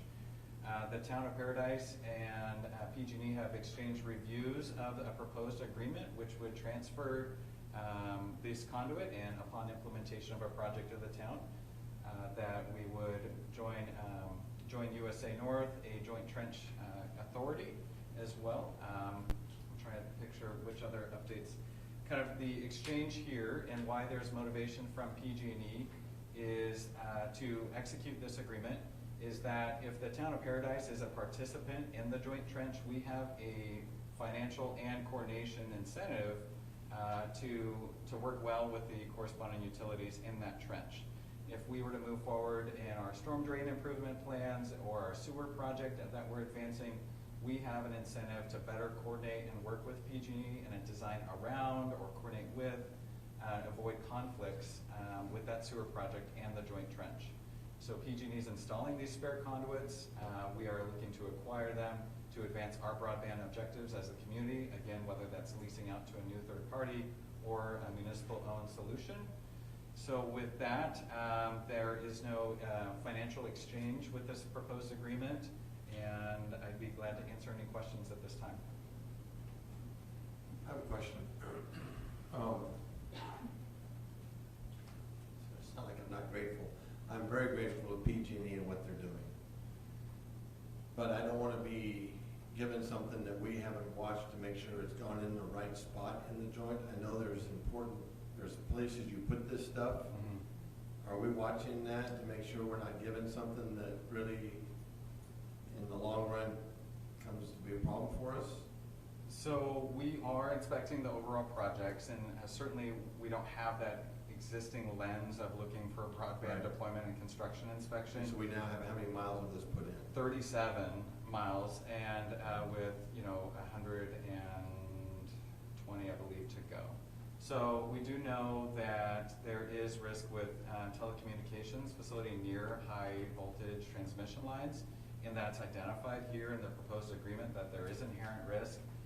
But again, that's something we can address in the broadband feasibility study. You know, what type of technology can we use to overcome issues like that if they were to arise? But as a whole, we believe it's pretty low risk, especially to acquire the conduit, and then look at these issues further down the road and be ready to address them and not be surprised. I know they know how to do it. It's not like Yeah. they don't know how to do it. I'm just saying, you know, have we been watching that? So. Yeah, certainly upon execution, implementation, we can move forward. We have the broadband feasibility study, partners with Chico State. They can give us that advice, help steer us to do a better job of ensuring conflicts like that can be prevented in the future, if they are. And I am grateful for what they're offering. This is huge for us. So. Any questions from the council? This is something that. One question, Mark. Is there much long-term as far as maintenance of the conduit or cost to the town, or is this stuff pretty maintenance and cost-free? I would say at this point, the empty conduit would be maintenance and cost-free until the town decided to deploy a project in whatever framework that would look like, and there would be ongoing operations and maintenance costs with that. But at this time, before we were to deploy a project without any sort of business model or revenue stream for that O&M, there would be no cost. There would be laterals from this conduit to residents of where they've already gone at So this point. moving forward, that's a big distinction and identified in the agreement. Up to today, the spare conduit is in the mainline trenches. Upon execution, we'll be working with PG&E to make sure the spare conduit is installed on all laterals, on all utility easements as well. So At this point, they're not. correct. And that would be a cost that we would. That would be a cost in the future to where either us as the entity deploying the project would have to undertake to deploy the ultimate project, or if we were to issue a request for inquiries or request for proposals, business models from a new third-party provider, to where they will consider that cost, the trenching of those laterals, as a part of their business model, and know that for it to pencil out, they're going to need to construct those laterals, but we're not going to go ahead and do that ourselves without a solid plan. But would need to be done prior to our roads being fixed. Correct. So That's all a of timing issue. all of it's coming together. It is a timing issue, but again, as we said at the community meeting, we have a strong vision for by the year 2024 and 25 about what our roads and what the town's capabilities are to serve our community the best way possible. That's 30 miles versus 100. Yeah. Right. We still got a lot to go. Yes.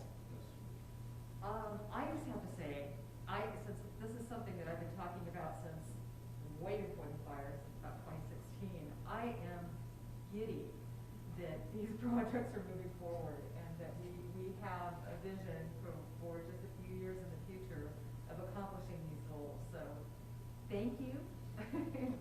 Thank you for having that vision along with us, and yeah, I'm pretty excited. No cards? Okay. Is there any other questions, or what does the council wish to do? I'd like to make a motion that we accept the proposal as is written. I'll second. Okay. Who seconded? I Jody? think I did. Motion by Crowder, seconded by Jones. Roll call vote, Vice Mayor Crowder. Aye. Councilmember Jones. Aye. Councilmember Schuster. Aye. Councilmember Zuccolillo. Aye. And Mayor Boland. Aye. And relate to PG&E, how thankful, grateful, I know we did today already, but that is huge, so we're good, council. Thank you. That is cool. All right, 6G, consider waiving the second reading of the entire Paradise Ordinance number 596, approval to read in title only, and this is in regards to the sale of flavored tobacco. This item will be presented by Colette Curtis, the assistant to the town engineer. Good evening, Mayor and Council again. Tonight, we ask you to consider adopting the town ordinance number 596, which prohibits the sale of flavored tobacco products. This is the second reading of this ordinance. If you recall at our last council meeting, we asked you to consider this ordinance, and you did go along with the staff recommendation, which was to prohibit the sale of flavored tobacco products, including menthol flavors. At that meeting, we heard from Butte County Public Health, who does agree with the ban on flavored tobacco products. We also reached out to local businesses who sell those products, and this would, of course, affect their business. And so with that in mind, we ask that you consider adopting this ordinance tonight and waive the second reading of the entire ordinance. And if you have any questions, I would be happy to answer them. I have a question about what Chico and Butte County are doing. I know Oroville has already passed the ban, and we heard at the last meeting that Chico and the county were considering it. Do you know what's happening? There has not been any change in that, in the status from the last time we talked about it. City of Chico is forming a committee to study the impacts of this, and Butte County is still considering it. Other questions? Okay, I'm sure we have cards on this. So we have cards, but I also would like to address the issue that I received 3 emails from citizens supporting the ban on flavored tobacco. Okay. And then we had a citizen deliver 192 signed letters this morning that are opposed to the ban of flavored tobacco. And then I also received 2 emails from individuals that were opposed to the ban as well. And then I do have cards for this item as well. The first card is from, do you want people now? Yes. Okay. Megan Armstrong.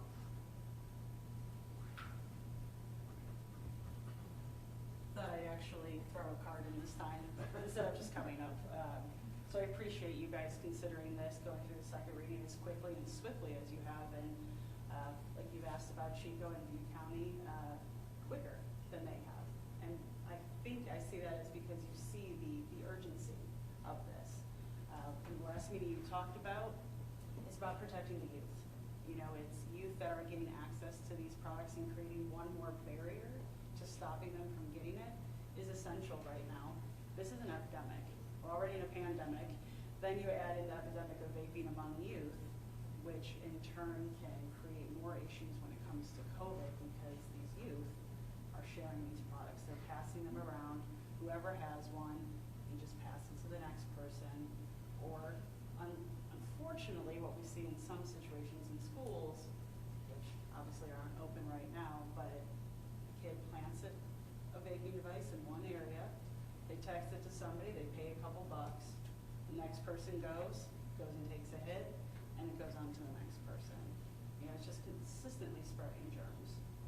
But I really did want to thank you guys for bringing that forward, and Colette for presenting that as well. I did want to offer that Butte County Public Health is also here for you as far as educating the retailers when this does go into effect. We are here to help with any of that. California Health Collaborative helped in Oroville, going out and educating every single retailer that was about the new ordinance that went into place. Butte County Public Health is more than willing to help with that. And I did let Dina know, and I believe she had forwarded that email to you, that there is grant funding out as well right now through the DOJ. And any entity that can enforce these policies, so in this case it'd be code enforcement, can apply for grant funding to help with this. Because you guys chose to not go with the TRL, that is another viable option to receive free money to help with code enforcement, to help with these as well. So I will also be here if there's any other questions, but I wanted to do this the right way and put a card in for you guys. So Thank you. thank you guys. Appreciate it. The next card is from Shelley Brantley.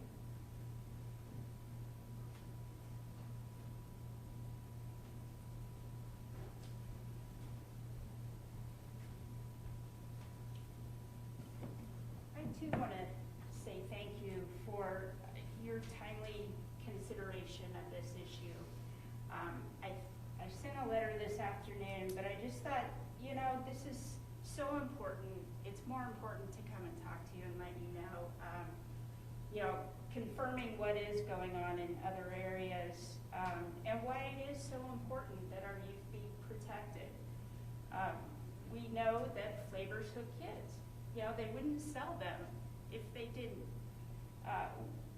You folks have the opportunity, the unique opportunity, I think, at this point to show the youth in Paradise that you deeply care, that you really care about their future, about their education, about providing a healthy environment in which they can live, they can choose to grow up and stay and work, and those are all benefits to the town of Paradise. And this is, as I said, this is an important time. I don't want to gloss over, how important it is to consider this in terms of, as Megan said, the entire COVID-19 issue. If your lungs are compromised and you're exposed to COVID-19, the chances of you getting the case or having a worse case is much greater. The idea is, let's keep flavored tobacco products out of kids' hands, and let's lessen the issue of what could come down the road. Thank you for your thoughtful consideration, and thank you for really thinking about the youth in Paradise. I know they appreciate that. Thank you. That was my last part. Okay. All right. Council. I have talked to many people in town about this issue, just asking their opinion. Every single person I talked to was in favor of this ban. I think it really is all about protecting our youth.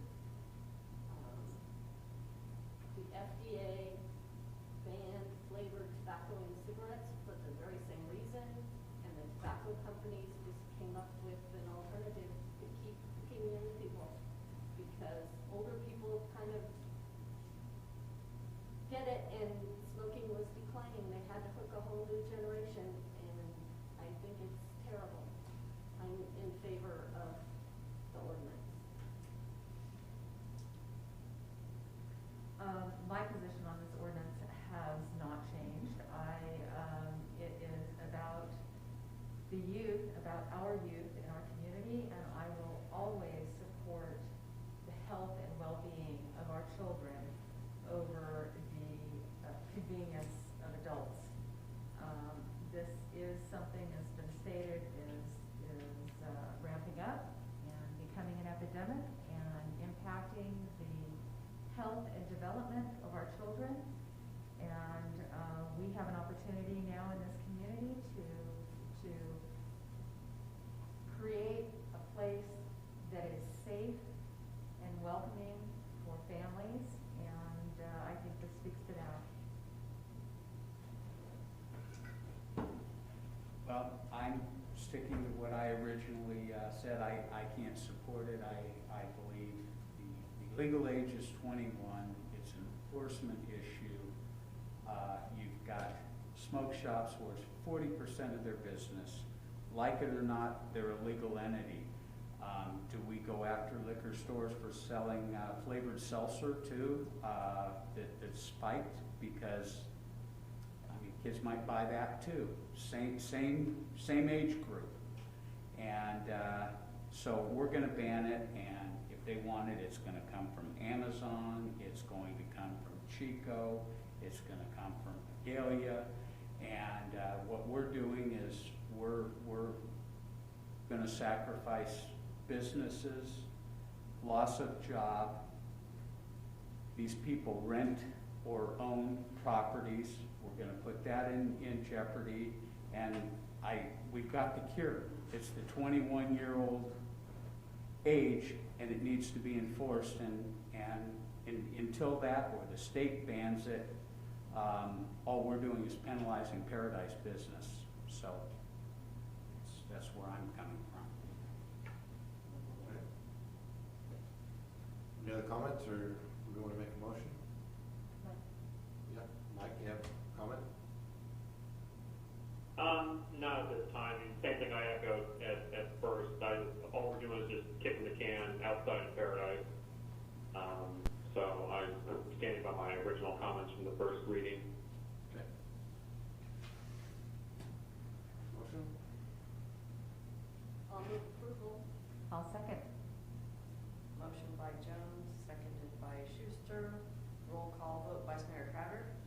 No. Councilmember Jones? Aye. Councilmember Schuster? Aye. Councilmember Zuccolillo? No. And Mayor Bullen. Aye. The ordinance will go into effect in 30 days. Okay. 6H, consider approving the employment agreement with Kevin Phillips for the town manager position effective August 31st, 2020. Well, I don't know, Kevin is here this There's a mask evening. back there. Oh, there he is. And Kevin, would you like to come up to the podium? So the council, I don't know if the two members of the committee would like to speak to this item. Jody? We met, Mayor Bullen and I were on the subcommittee with Lauren and Human Resources and the firm we hired to help us find Kevin, and negotiated the terms of this contract based on kind of Lauren's contract and what Kevin currently has in the position that he's in. This gives him, I believe, about a 5% increase, and we recommend approval of the employment agreement. I have nothing to add. I'm smiling out of my mouth. Well, I appreciate that. I think it's important to note here that Kevin was one of 91 applicants for the position. I like to say I made the job look fun and easy because so many people applied for it. But actually, that was some pretty stiff competition. And so Kevin was selected out of 91 people who applied for this job, and he did, very well.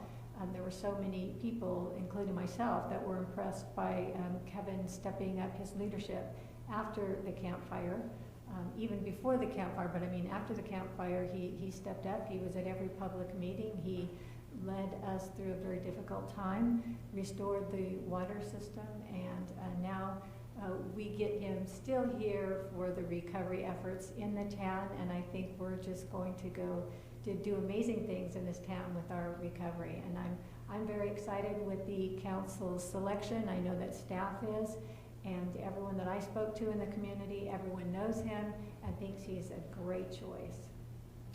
So, you mind if I say something quick? I just want to thank the council for the trust for this position. This is a very important position. I see this position leading this community into the future. We have the tools available to us. You have a great staff, a great town manager that I get to just step in some really big shoes to try to fill those shoes. But I think that it's an exciting position. This was not an easy decision for you guys, and it was not an easy decision for me too. I was torn between PID and between Paradise, but I think in the end, like I told you during my interview, my heart is with Paradise. And I think that this position gives me the ability to continue that on into the future. And I just look forward to working with you, with the staff, having a little time transition with Lauren, and then just serving this community into the future. So I just want to say thank you for that. I want you to know that selecting you out of those 91 people was unanimous on this whole council. Wow. No one put forward someone else, and when we each did our own ratings of all the candidates, each of the phases, you came out on top unanimously every time. Well, So you thank you. have the support of this council. Thank you. I appreciate that. I do. And I also have heard nothing but positive from the community about this, so I think, I think everybody's excited. Well, I am. I know that. So I what think are he you said- thinking? You what? What are you thinking? I've been asked that question before. I've been asked that question. Hey, you know what? It's a great challenge, and I think that the thing is, I don't think people behind this or out in the community, or maybe not outside this area, don't realize the staff that's here, the leadership that's here, the forward thinking that's here. So I see it as exciting. I see it. And you get to be part of something that probably very, very handful of people in the whole world will be able to have a chance to do. That's right. Put a town back together, and I applaud you for it. I thank you for your willingness to do it. we did have a lot of good candidates, but even as good as they were, you were head and shoulders above all of them. Well, thank you. I appreciate it. And that's not a hype thing, It's but not, yeah. No, I just appreciate your willingness to step forward with this because you brought stability to PID Yeah. at a time they needed it. And I know there was good people there too. Absolutely. And there was some good people you could lean on, and I know you have that here too. So. Yeah. Thank you very much. And I think he just said I have big feet. Big shoes. That's not the foot inside. We'll try it. Forgive me. Okay. Thank you. Thank you. What's the wishes of the council? Are there any cards? I don't think there are. There's no one. No. I'd like to make a motion to accept Kevin as our new town manager. I'll I'll second. second that. Okay, who seconded? We both did at the same time. Go ahead, Mike. Okay. Motion by Crowder, seconded by Zuccolillo. Vice Mayor Crowder. Aye. Councilmember Jones. Aye. Councilmember Schuster. Aye. Councilmember Zuccolillo. Aye. And Mayor Boland. We make it unanimous. Don't vote against me. Aye. Thank you very Aye, much. and get some rest.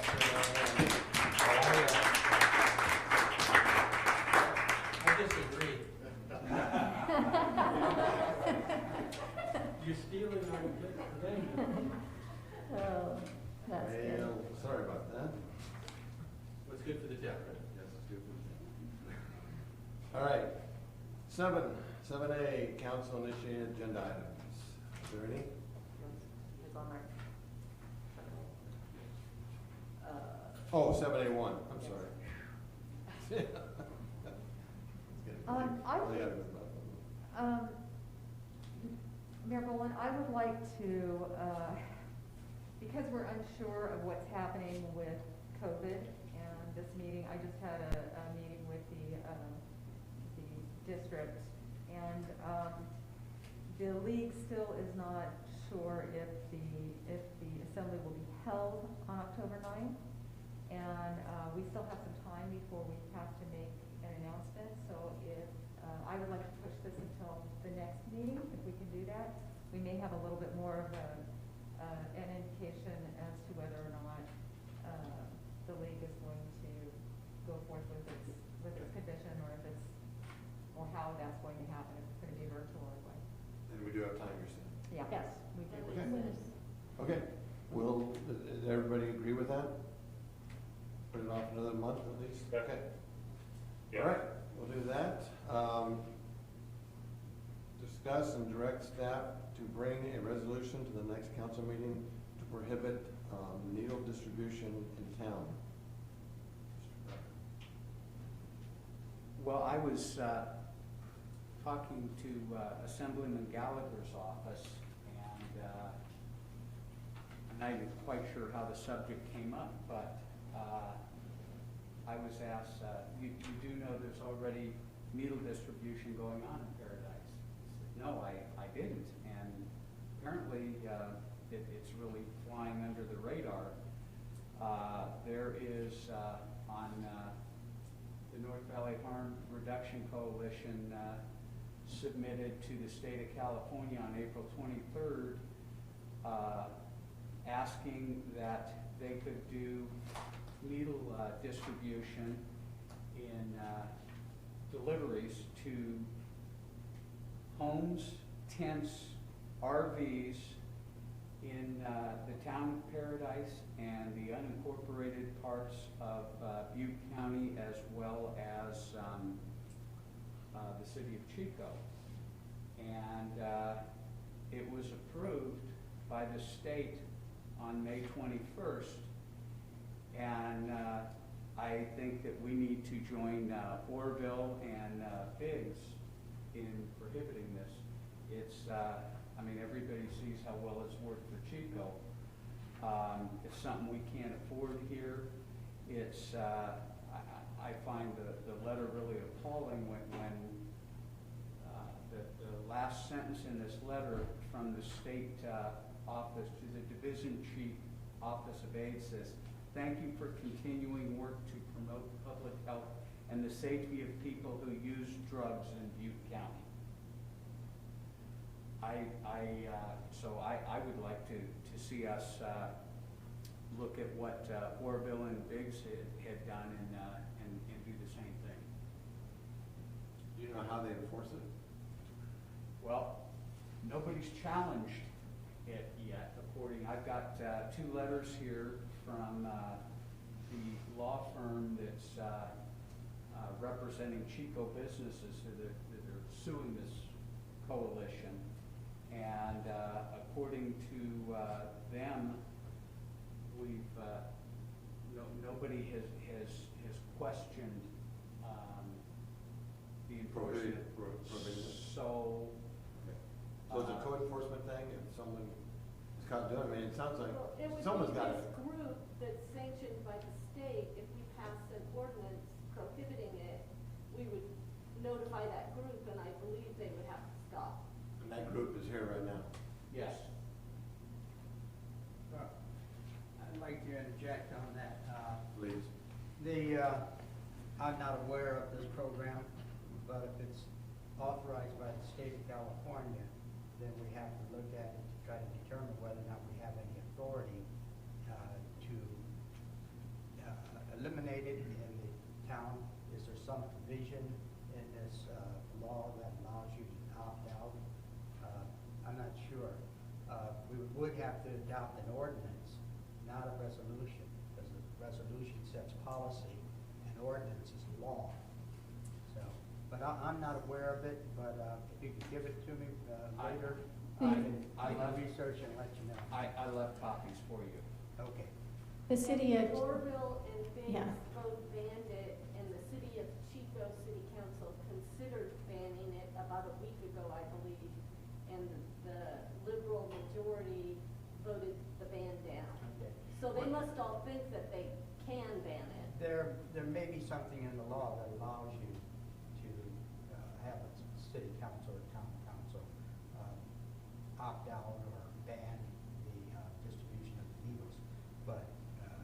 So all we're asking for now is you to look at that and then bring some back next meeting. Yeah. If we can. Yeah, I mean, if we can ban flavored tobacco, certainly we can ban needle distribution. You would think But, so. and, you know, especially for Paradise, because at this point, we have no wraparound services. We have no hospital. We have no emergency room. We have no services that would assist such a program to succeed if they do. And I don't believe they do, but. I'll be glad to look at it.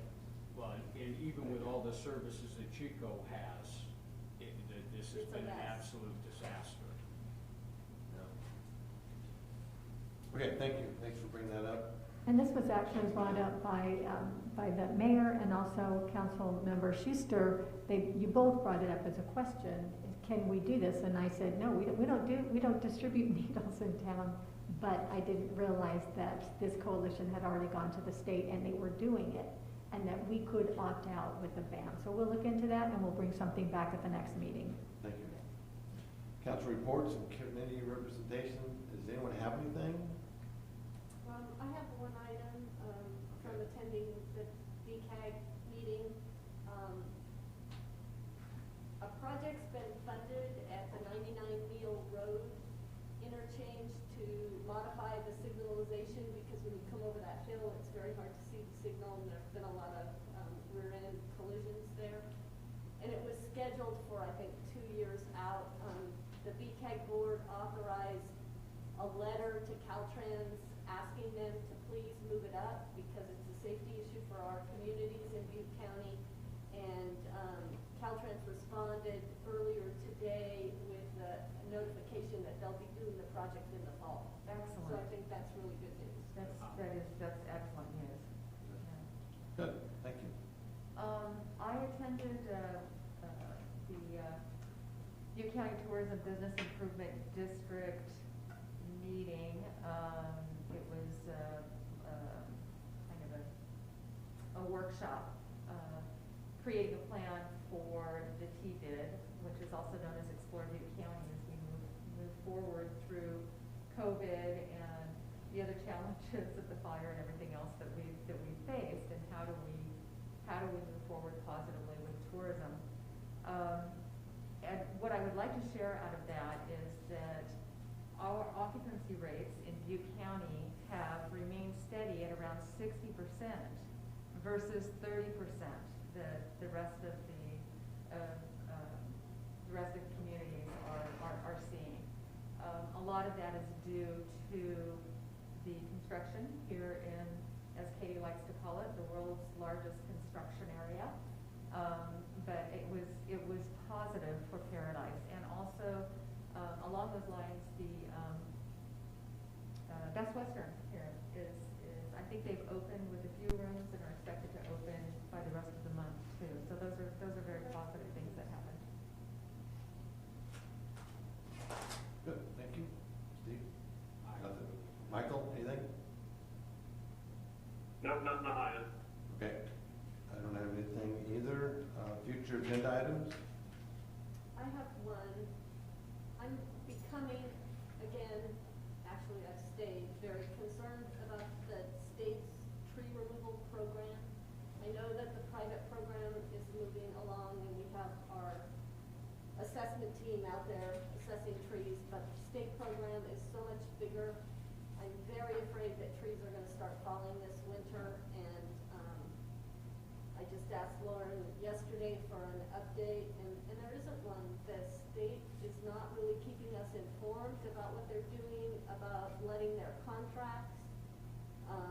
We're already in the middle of July. They had told us they would start work in August, but they haven't even let a contract yet. They aren't even. We have an update coming up next agenda item under under town manager reports. I do have an update for you. I just Does it change anything we talked about?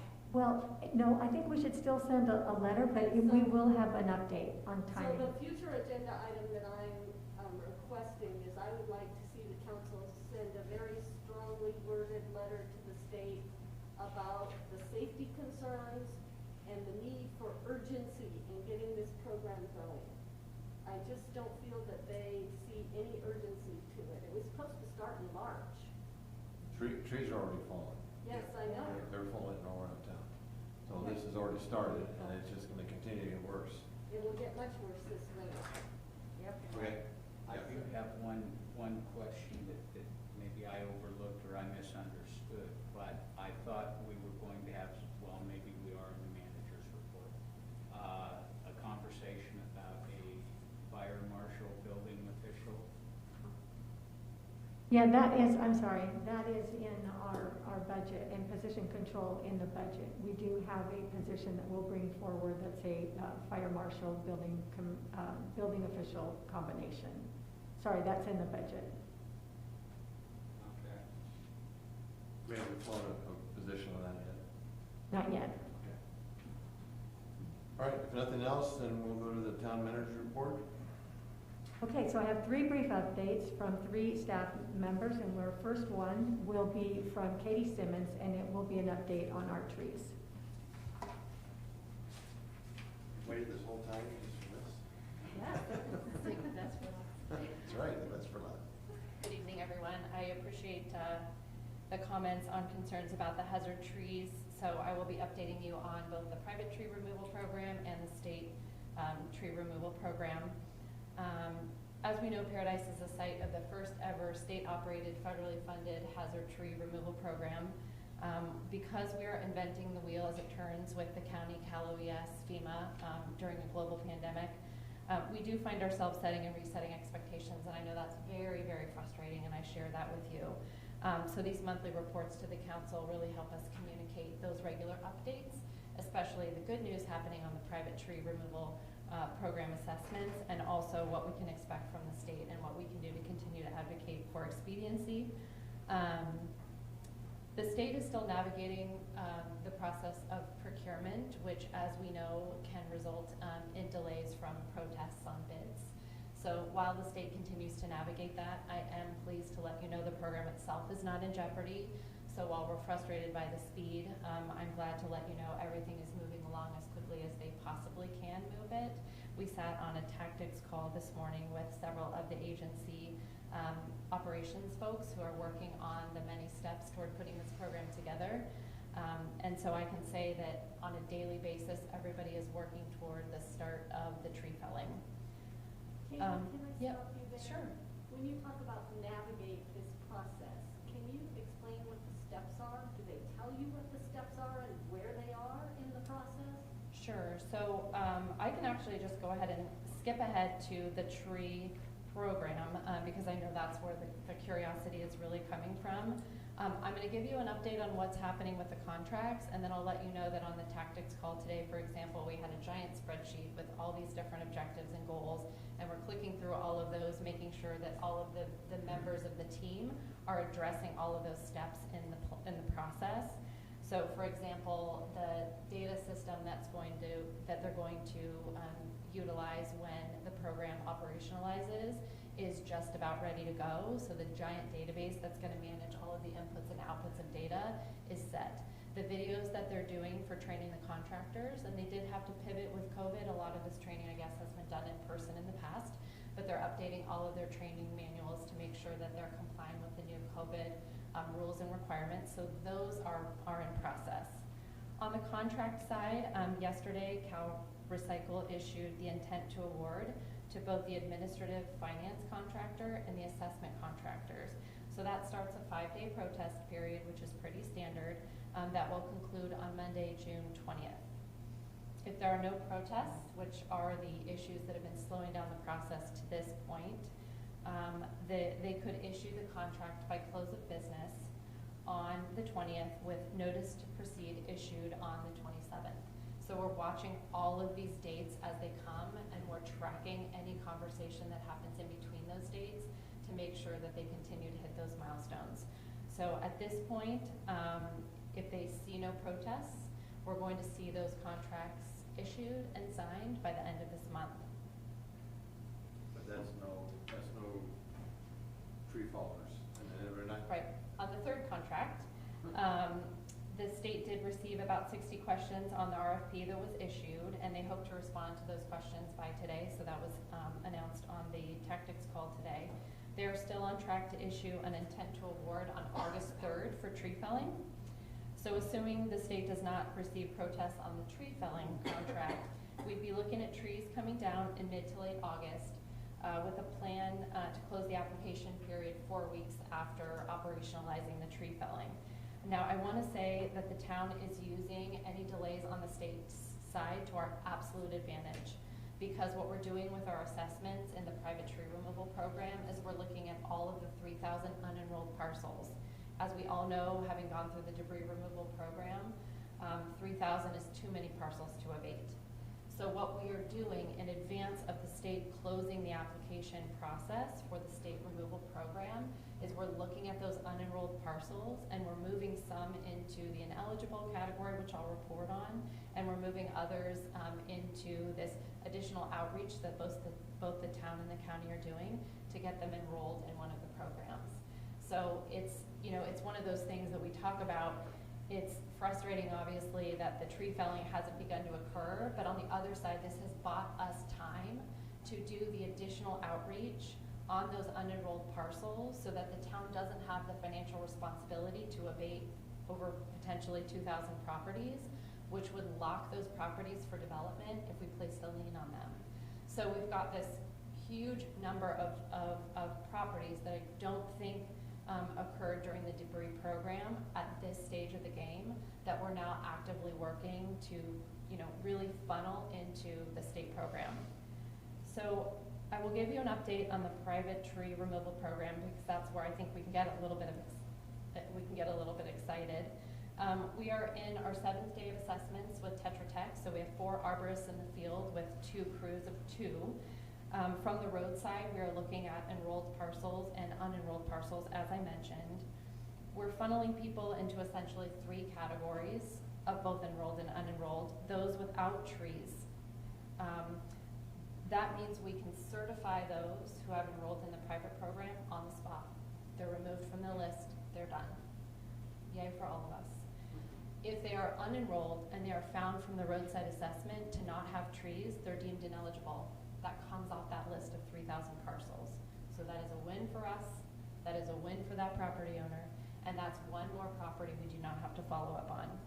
If they are found to have trees, whether they're enrolled or unenrolled, we are sending photographs of the specific hazardous trees with a letter and enrollment instructions and saying, these are your responsibility to remove. You can enter into the private program, you can enter into the state program, but the deadline is coming and we need you to take action.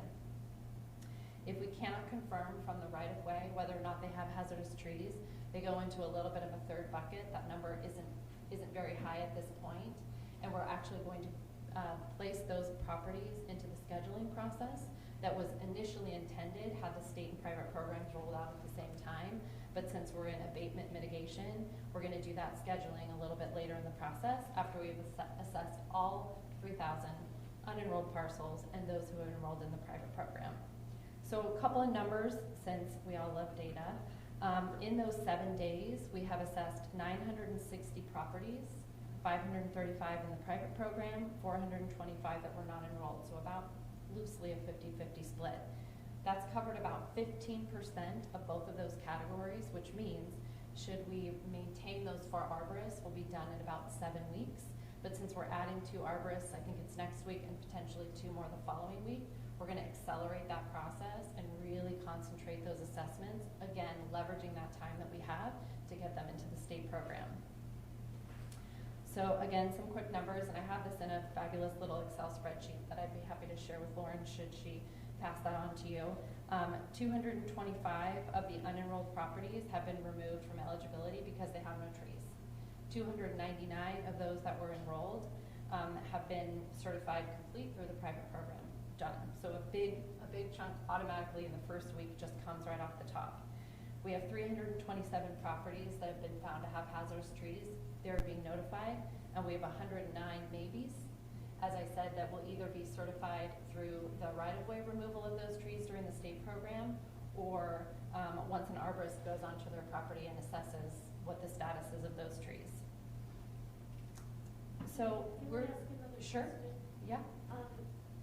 Am I understanding this right? People who signed the, I think it was called the inspection access form, which was part of the state thing, is that considered the private program? Yes. The inspection access form is what they would sign, what they signed when they signed up for the private removal program. And this essentially says that the property owner has taken measures to remove their hazardous trees and needed an arborist who is hired by the town to certify their property free of hazardous trees, and that means that they're compliant with the hazardous tree ordinance. And then of course, as I said, we're in the scheduling of Tetra Tech arborists, we're starting at one point in town and we're moving in a really diligent, strategic way so that we can concentrate those resources as we move through town to create additional efficiencies for Tetra Tech, so that we don't have this scheduling where they're hopping all over town, wasting a lot of time getting from one place to the next, which is why in 1 week we're able to assess almost 1,000 properties. So that's going to continue to be our strategy.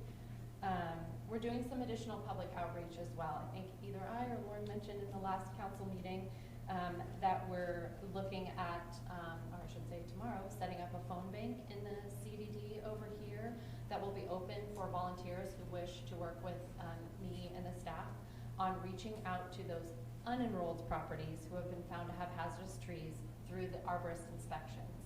So we're again taking that 3,000, that kind of giant amorphous list of 3,000. We're breaking it down into, okay, these have been deemed ineligible. These have been removed from the process. These look like they're still eligible because they have hazardous trees.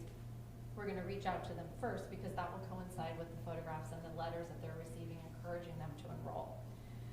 We're also sending tomorrow an email to all of the unenrolled parcels for whom the county has collected email addresses, and that's almost 2,000 of that list of 3,000.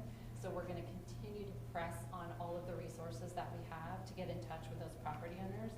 Again, managing the town's risk for mitigation or for abatement, and also ensuring that those property owners have every opportunity to get into the state program.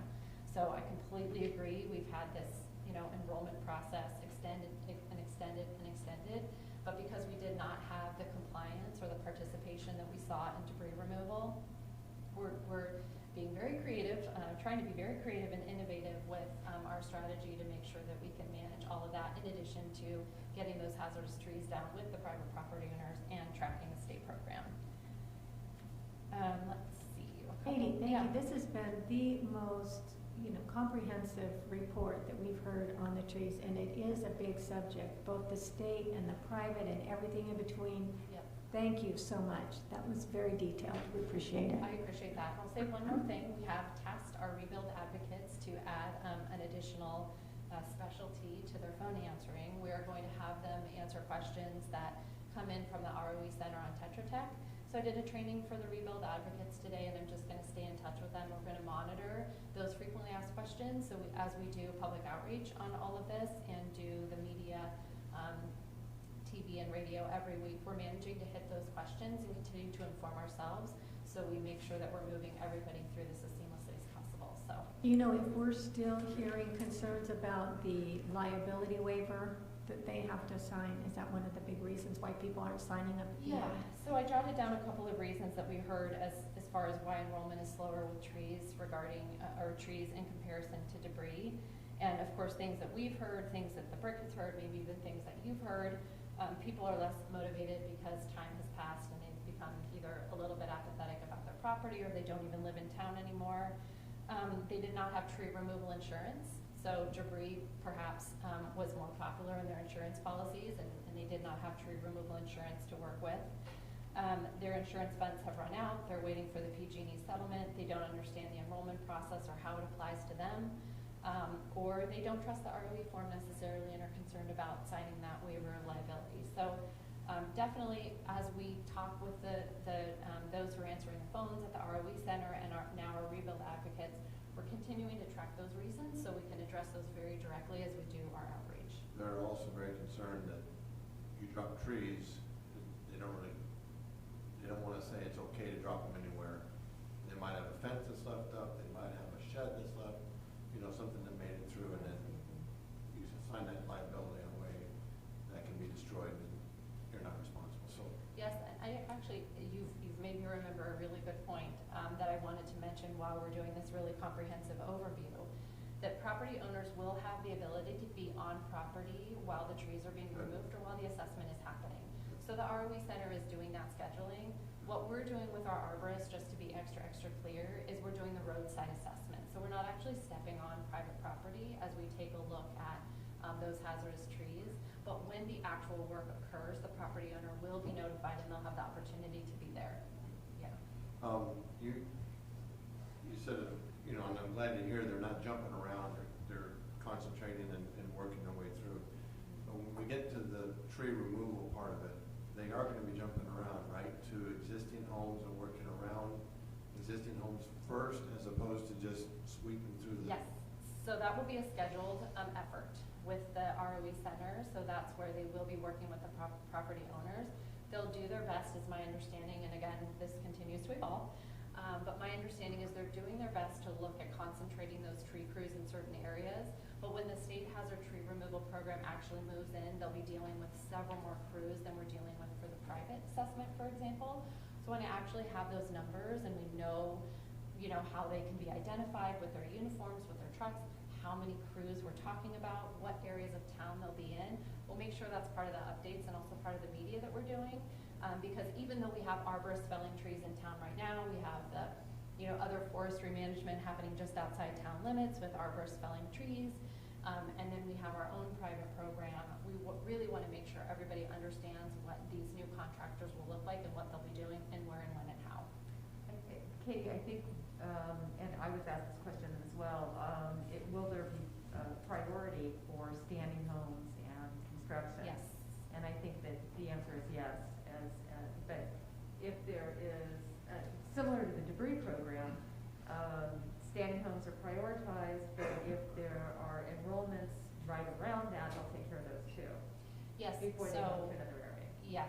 So if you are someone who has enrolled in the state program, now's the time to call the ROE Center and get on that list as quickly as possible, or to talk about what works best for your schedule. They are prioritizing the standing structures and those properties that have a rebuild currently in process. The state does manage a public-facing website that gives you an update on a daily basis now. We've got data churning back and forth between the town, the ROE Center, and the state. So I'm so happy when I see all of that happening, and it's being populated on that public-facing website, so that within 24 hours you can see what the status is on your property regarding enrollment or certification. So as we were talking about in the earlier conversation regarding weed abatement, if you are purchasing a property in Paradise, you're not sure what the enrollment status is of the property, take a look at that public-facing map on ButteCountyRecovers.org, and you'll be able to see what the status is. Now, if a property is in transition, the Tree ROE Center per the state will require another ROE to be signed, because you can't transfer that signatory authority to the government when the property changes hands. So the ROE Center is also working with people who are purchasing properties to make sure they have the affidavit and that they have a new ROE form. We are finding, as we do this, as we really get toward the start of the tree felling, that a lot of property owners who originally signed up for the private program are now moving into the state program, because time hasn't allowed or finances haven't allowed them to remove those trees, which is what we expect. So again, even the numbers of people in the private tree program are going to shift into the state program. We're going to see that program grow. So the overall scale of that, of course, is going to be very significant for the town, the largest ever, managed, of course, by the state and federally funded. But we're definitely making sure that as the program scales, we're keeping an eye on, okay, well, when is this going to begin, and then when is it going to conclude? Because there's a lot that we can do, even with scheduling, to create those efficiencies. Yeah, so not only is it the largest ever, but it really has never been done before in this application after a fire that we all heard. And so everything was new. The contracts, FEMA process, Cal OES, it's new and it's big. It's going to be exciting to see it happen, but if you're going to try to get through this town with PG&E doing their work and the trees going down, it's going to be take your lunch, because it's going to take a while to get across town. Don't complain about road closures. That's right. Yes. You're going to have. It's going to be a very concentrated period of time, in which I'm so excited to say, after which we will be super shovel ready for our big boom, and we will see those building permits increase, and we'll see construction really start, I think, in earnest. The fact that we built 240 homes in sort of hazardous conditions, if you consider those trees a threat, obviously, to property, we're going to see a whole new opportunity for the town to rebuild and get those roads open, the trees down, et cetera. So, I have one more question. Yep. If you're a property owner who has no trees, but behind you there are 3 lots full of trees that could hit your brand new house, how do you ensure that those are a priority, because they're not your property? So I would say call the ROE Center directly, and I can share their phone number while I'm here. It's 530-552-3030, and talk about priority scheduling. I would imagine that if those trees are threatening structures, that's exactly what they're looking for when they're talking about prioritizing. It is the responsibility of the property owner to get those trees down. So as I said, I think it was at the community information meeting, call your friends, family, neighbors. You may have contact information that the county doesn't have. The county does have a list of several hundred people of the total 17,000 properties that were deemed eligible at the start with no contact information at all. So we are asking the public, in addition to the outreach we're doing, to reach out to their friends and family, to their neighbors, to say, I realize you've moved away, but your trees are hanging over my property, and you need to make sure you're enrolled. So it's an all-hands-on-deck moment with this program, but call the ROE Center for sure about scheduling. And you can call Fire Safe Council. They are property behind a house we just finished. They took them down just this last 2 days. The Fire Safe Council, great point, is also emphasizing the trees that may not be eligible in the state program. So those trees that may be at the back of your property. So they're working kind of in tandem with the state program to make sure all those trees come out. And oftentimes, if a tree from your neighbor's lot is threatening your home, it could potentially be in the back of your property. So that's an excellent point. Yes, and Rotary is funding a program like that too. If it's a hazard, like it's going to come down now, and no, you can't wait until the state program starts. There is a vehicle to get those trees removed as well. And that's the same program. Rotary is getting the money from Fire Safe Council. The one thing too that I like to say is sure could be easier to get these ROEs back, and you might have more success at it. I had somebody that had bought a lot near me and didn't realize about the difference, the change in the ROE and all that. I got them an ROE. They're from out of town. Said, well, let me fill it out and drop it off on the way home. Can't do that. Got to mail it. You got to email it. Yeah. And you know, if you want these ROEs back, you got to make it easy for people. And I mean, how easy would it be to drop it off on your way, especially if you're from out of town? And I just think that that's something that needs to be addressed. And that's not us, Yeah. that's county. But Sure. I'll bring that point back to them There for sure. should be a box somewhere. Dropbox. Thank you. Yeah. Thank you, Sure. Katie. We Yeah, want to thank make you. sure we get out of here before we all turn into pumpkins, so. Great job, Katie. And Thank we you. have two more brief staff updates. We're going to keep them very, very brief. The first one is Curtis, and she will be giving a brief update on the USDA grant application, if you can help her put that up, Dana. And then the next one, Susan Hartman, will give us a brief update on community development and code enforcement. Thank you, Manager Gill. Good evening again, Mayor and Council. So I just have two very brief slides to go over where we are with our USDA applications. We have 8 applications that have been submitted. And so these applications that are submitted to USDA, it is for their community facilities grant program. So this is really an equipment replacement program. We have worked with them over several months determining what's eligible and what is not, and we came up with these 8 applications. So the way the USDA grant program works is they will fund up to 60% of a necessary piece of equipment, and then there is local match required of 40%.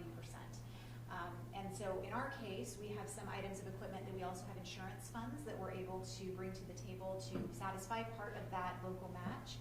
And then we are in tandem with applying to the USDA, we are also in the midst of applying to the Butte Strong Fund for the additional portion of our local match.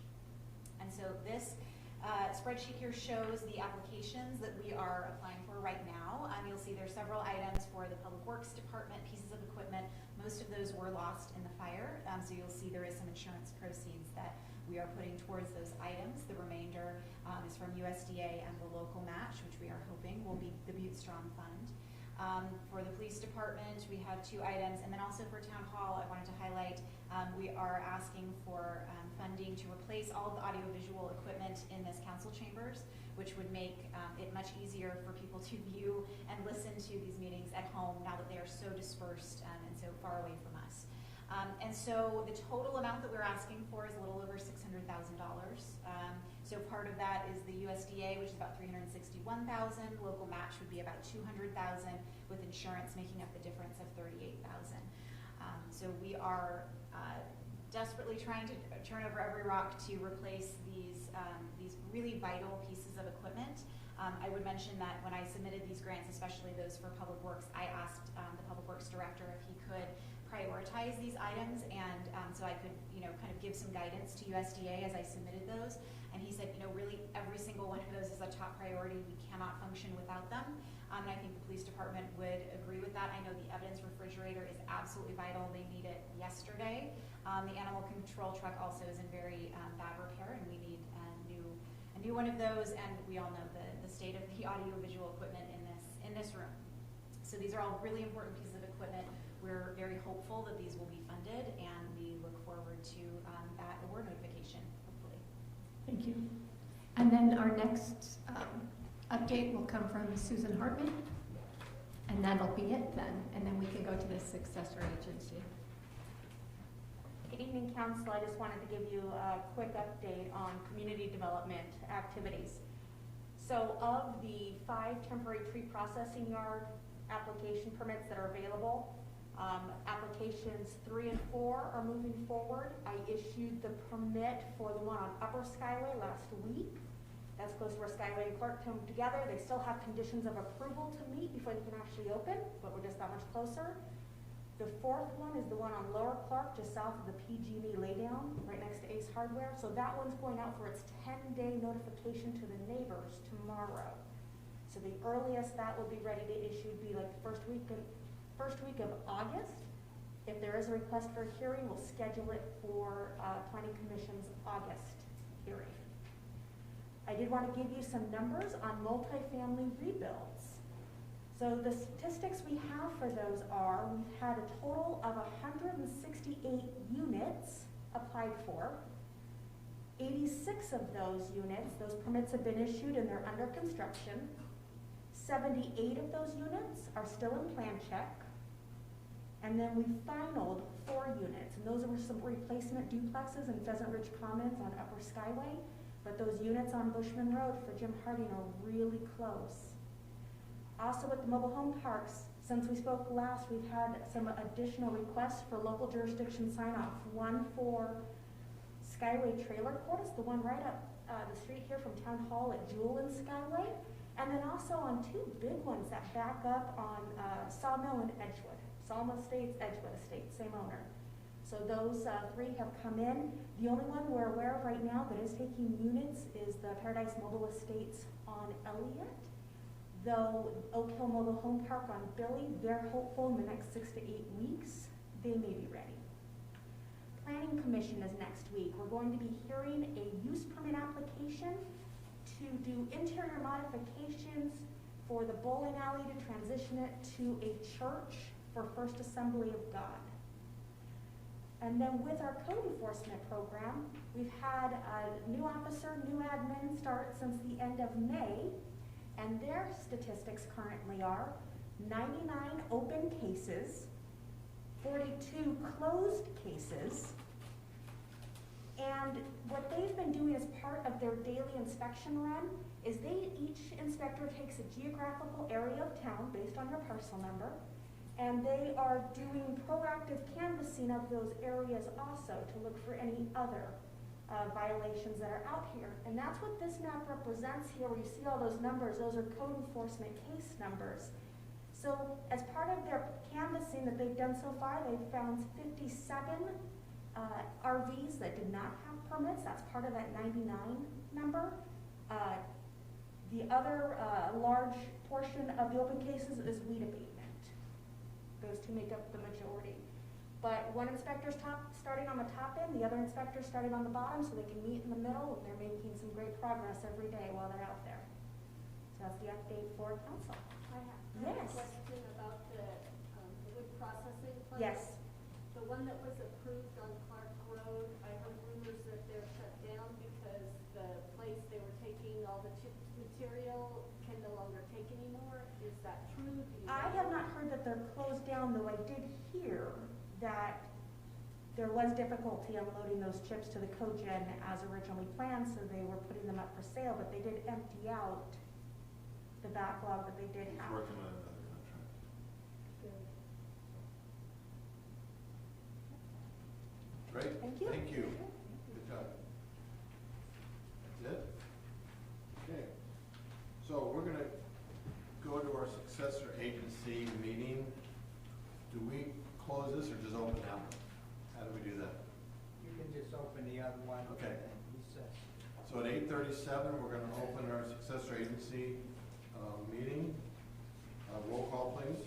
Roll call, Vice Chair Crowder, Here. Director Jones, Here. Director Schuster, Here. Director Zuccolillo, Here. and Chair Boland. Here. Approval of minutes, 3A.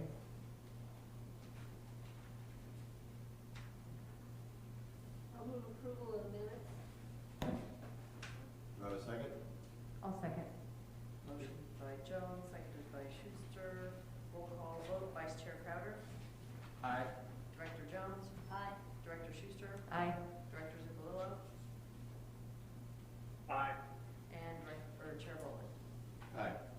Consider adopting resolution number 20-01. 01. So I thought, 01.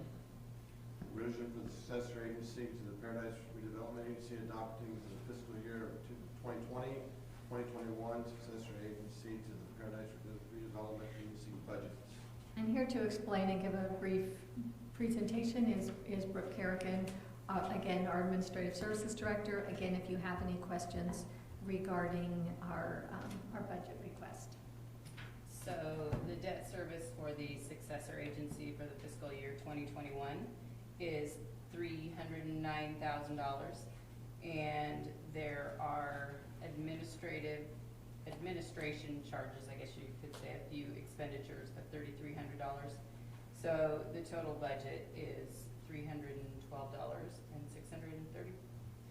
$312,634. Thank you. It's been a long night. I'm sorry. I got it. Just start rumbling together. And if there are any other questions or anything you'd like me to explain, go ahead and Any questions? ask away. Any cards? No cards. No cards. Do I have a motion? I'll move approval. I'll second. Motion by Jones, second by Crowder to adopt resolution 20-01. Vice Chair Crowder, Aye. Director Jones, Aye. Director Schuster, Aye. Director Zagallo, Aye. and Chair Bowman. Aye. Thank you. Great. Thank you, Brooke. All right, and we are going to close our meeting. The successor agency, it is 8:40. And at this time, we are going to go to closed session pursuant to Government Code Section 54956.9. Talking to the town attorney and the town manager concerning Blue Oaks Terraces. Mr. Mayor, may we have a 5-minute break? We can.